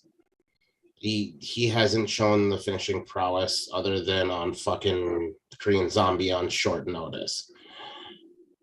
So as much as I'd say, if this goes to decision, Volk gets the nods from the judges again, even if Max clearly wins the fucking fight, because there's some sort of fucking, as much as I hate to say it, there's some sort of weird prejudice going on there because the fucking judging has been horrendous lately. We'll put it that way, but I can't, in good faith, say Volk wins this. I have to go with Max. Look, there's a reason why Max is the best boxer in the UFC. As you watch him duck and dive, well, he's not even looking at the fighter. I'm saying, Volk hasn't shown that. He damn near got fucking choked out by Brian Ortega. And I'm just saying, it doesn't look good. If it wasn't for fucking Max getting that second fight stolen from him, we wouldn't see Volk back at the top right now. He would still be having another fight or two trying to get back to it. But here we are again. I think Max gets it done purely on the volume alone.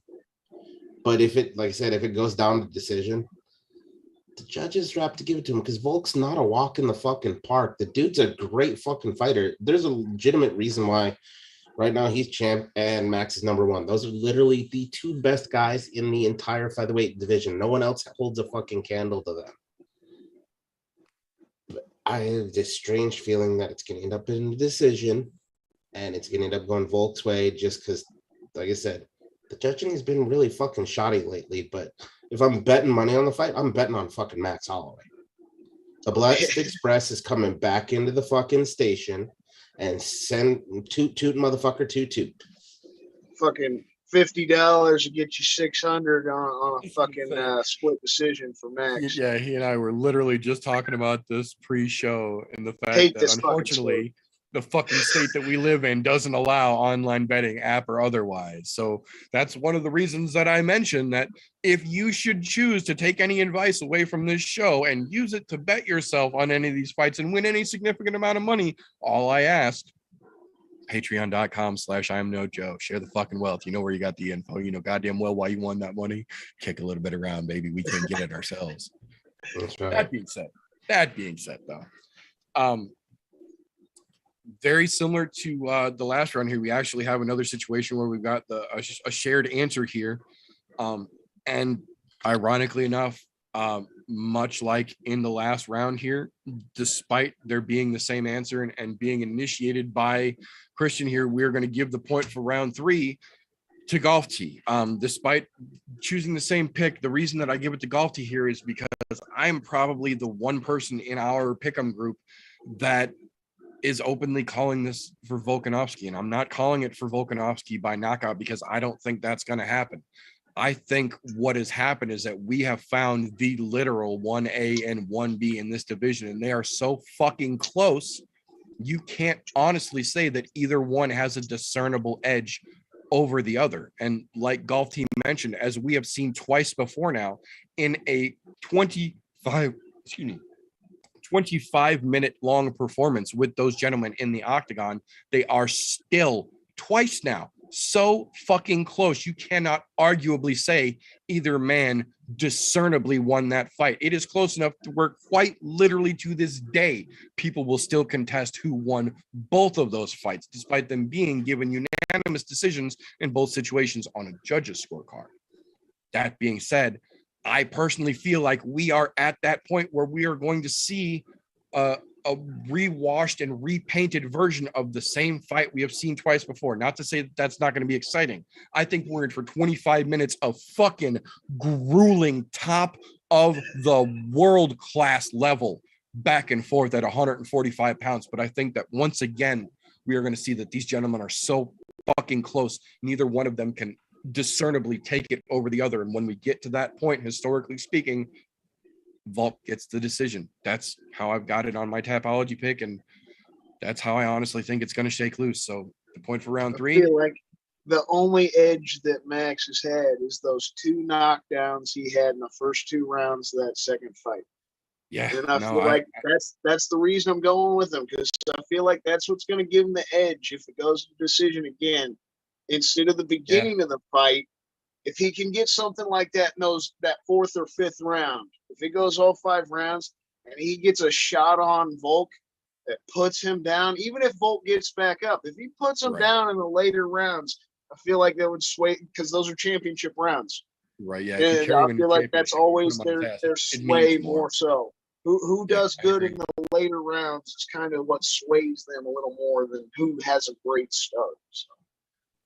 I agree. And trust me, in my heart, I would love nothing more than to see Max Holloway just fucking drop Volkanovski and finish it in the 3rd. But I don't think we'll get a finish. I just, that's what I'm hopeful for. That Max will catch him. In my heart of hearts, I would love nothing more than to see Holloway get to finish in the 3rd and just fucking be done with it. No reason to make a fucking quadrilogy out of it. Let's just fucking move along and be done because it's the only finish. But my brain tells me we're going to see 25-minute fucking war once again. So we will see. That being said, though, round 4 here, we take that coin and we flip it back over. This time around, gentlemen, I'm putting you on the hook for the main event. We've got the middleweight belt on the line. Adesanya making his 6th title fight. How does this one shake loose? Golf Tee, you can get this one first. It's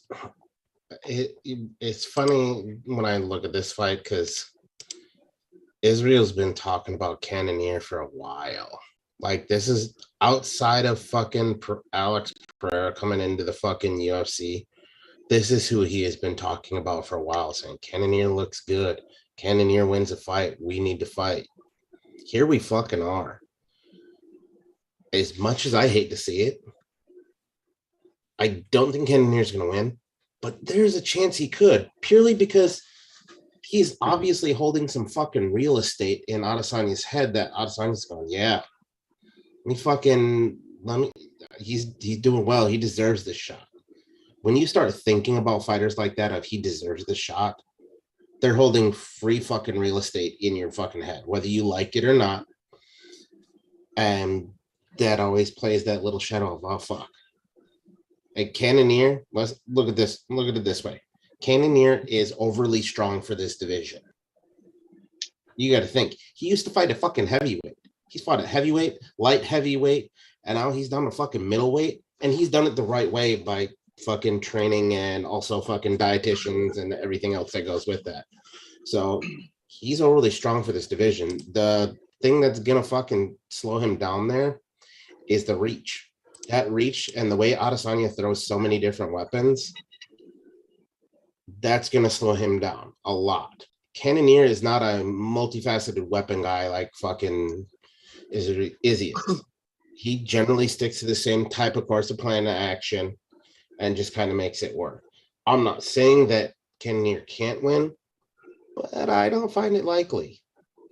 To be honest, this is one of those fights where I think we might see the toughest fucking middleweight fight out of fucking Adesanya yet. And I'm not talking about him going up to fucking light heavyweight and fighting Jan Blachowicz hard. No, I'm talking at his fucking championship weight class. Cannonier might be the guy who pushes them the hardest outside of going back to just before he won the fucking title, you know? I mean, if you go back, which fucking fight is that? That was with, the fuck is his goddamn name now? I can't remember for the fucking life of me for some odd reason. But anyhow, he's been on an absolute fucking tear and nobody's been able to stop him and nobody's really been able to push him. So, I mean, you think this is going to be the one fight that makes the difference? I think Cannonier is going to be the one who pushes them the hardest. I think we're going to see a decision win out of Adesanya in this one. Interesting. Decision win for Izzy, says. Interesting indeed. So that'll bring us back over to you, Christian. How do you think this main event shakes loose? Are you on Team Izzy decision here? Or what are you thinking? Yeah, in my Tapology pick, I picked Izzy for a decision. And I guess, we're just going back and forth with these last couple of rounds. I'm going to have to agree with Golf T again. I do feel like Jared, just in this sense, that Jared is going to be his toughest test as of late.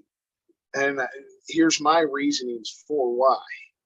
Izzy's last couple of fights, it seems like the 3 years of being a champion and some of the dominance he's had, the fact that he has never lost in the 185 division, is starting to get to him, just in the sense that the last couple of fights have been a little lackluster.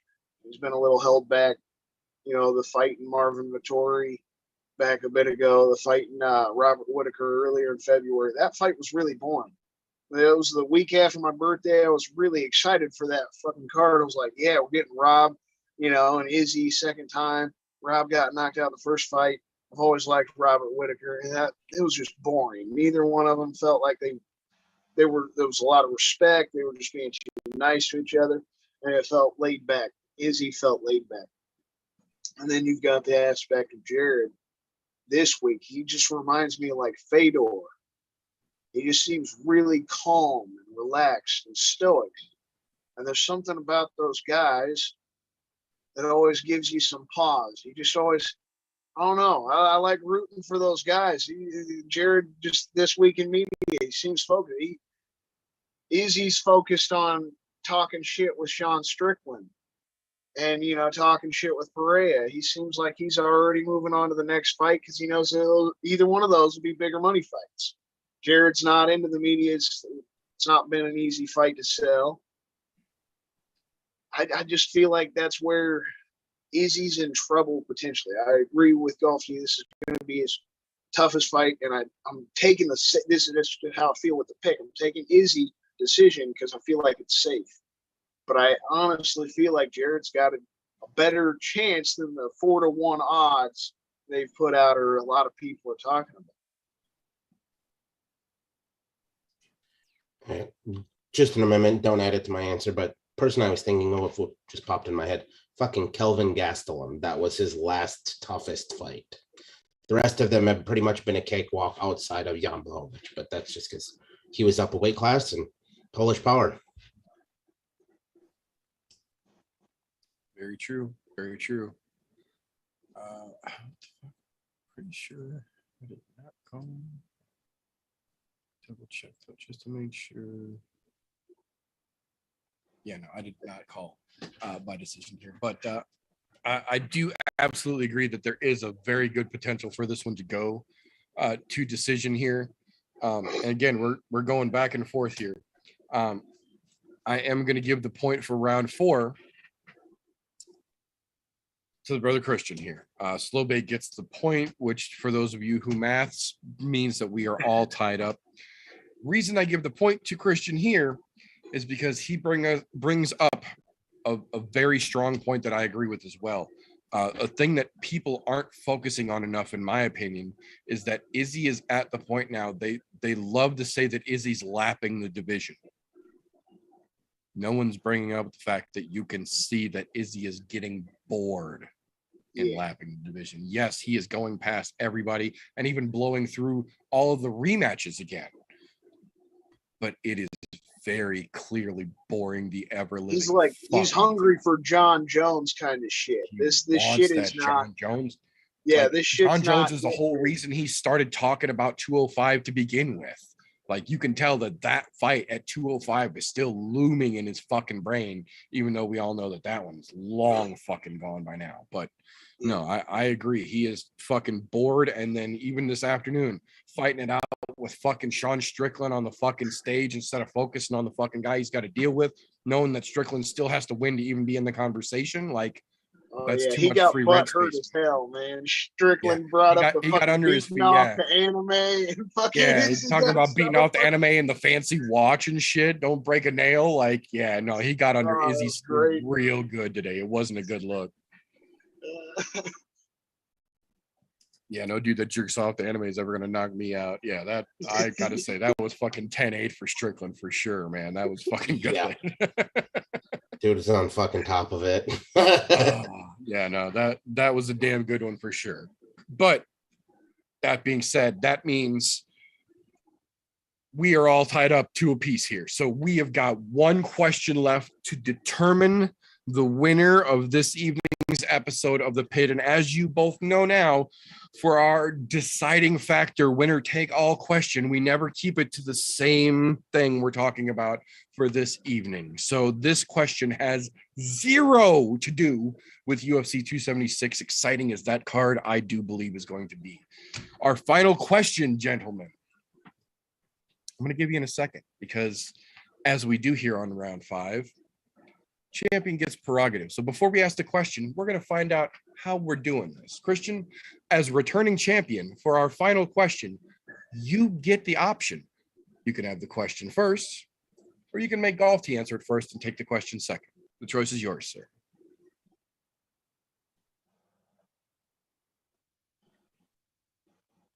I'll make Golf Tee answer first. Why not? All right. So, Golf Tee. Our round 5 question. Kind of more of a quiz, really, than a question. You have 1 minute on the digital timer, sir, to name for us as many as you can current and former UFC rostered fighters by their nickname alone. For example, Israel, the Last Stylebender, Adesanya would just be the Last Stylebender. You cannot call him Izzy. You cannot call him Adesanya. You call him the Last Stylebender. As many fighters on the UFC roster as you can get in 1 minute's time, sir. Whenever you are ready, you let me know and I will start the timer on your cue. Clarification question before we do anything here. Absolutely. Do they all have to be from the same weight class, or is it just across the board? Across the board, men, women, any weight class, current fighters, former fighters, just not from this weekend's card. Just not from this weekend's card. Yep, because that's too easy. You can look them up on the list as we're going here. So this one's coming from the old noodle box. Okay, 1 second.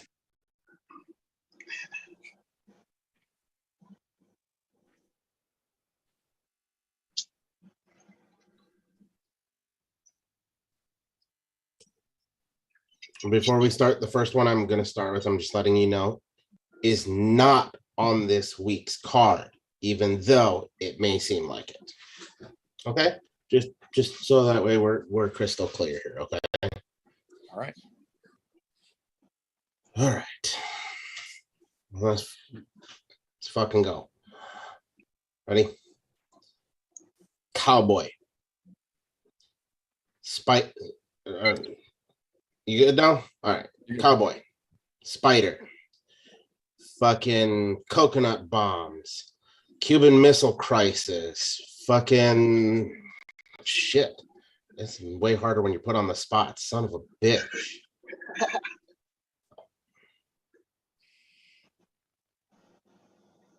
Fuck me. I'm drawing an absolute fucking blank here. This is great.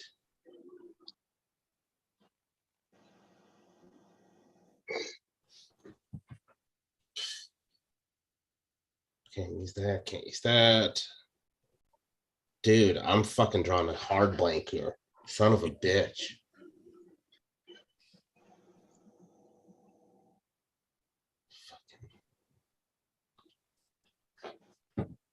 This is why I'm not a test taker. I'm going to concede the rest of my time because I'm fucking drawing a straight blank. There you go. All right. So we got 4. All right. So, I don't know why, because if I'm fucking looking at them, I can name every goddamn one of them. This is why I didn't use the timer on any of the other questions. This is exactly why you guys got unlimited time on all the other questions. So, Christian, the number to beat is 4. You have 1 minute, and I will start the timer when you give your first answer, sir. All right. So I'm going to start it off. The Iceman. Then you got the Diamond. The Wolf. The Notorious. Come on, think, brain, think.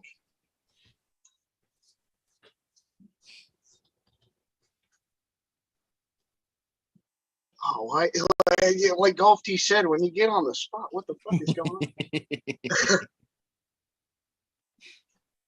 Everybody's got a plan until I start the timer. I can't even think about people now. What the fuck's going on? It's a nightmare. The Bronx. There's one. There is 5.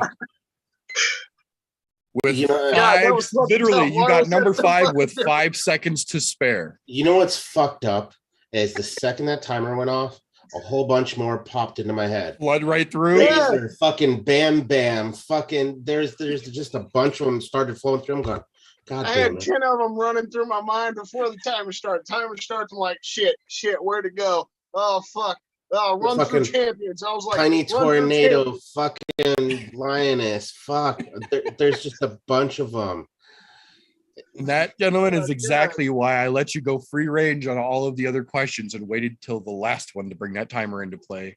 That extra factor of just knowing that fucking clock is ticking away throws your brain into fucking scramble mode. But with that, glad I took my extra time to fucking take a vape before that. and with that, that will mean that the point for round 5 and the win for this round of the pit officially goes to our brother Slowbake. Congratulations, sir. You're officially a champion of the full round of the pit. Long may he reign. Long may he reign. So, boys and girls, that is all we have got for this particular episode of the I'm No Joe podcast. First and foremost, thank you to every single one of you for tuning in, whether you are catching this with us live Thursday nights over on I'm No Joe's YouTube page, youtube.com/ImNoJoe, 9:30-ish Central Times when we kick it off, or you are catching this on the all audio replay through your podcast consumption of choice via anchor.fm/ImNoJoe. Either way, we appreciate you for taking the time to hang out with us. The only podcast that waits till the end to do their fucking plugs like a professional. Looking at you, Bisbing. That being said, All of the links for everyone involved in the show, even our wonderful guests, are down in the description. Thank you, gentlemen, both for your time.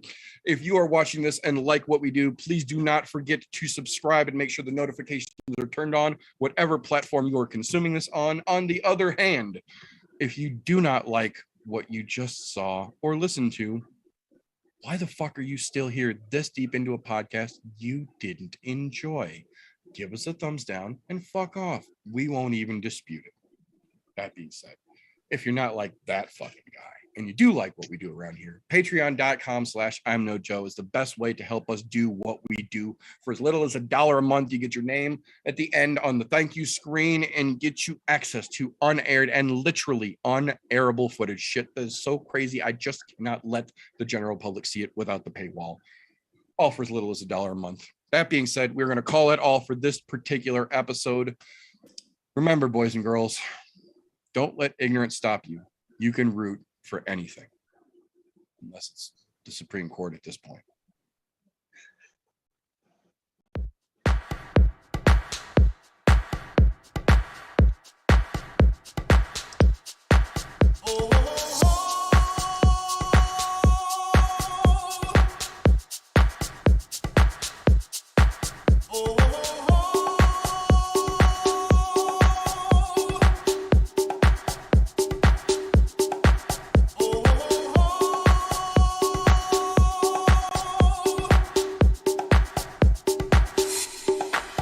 Everybody was kung fu fighting.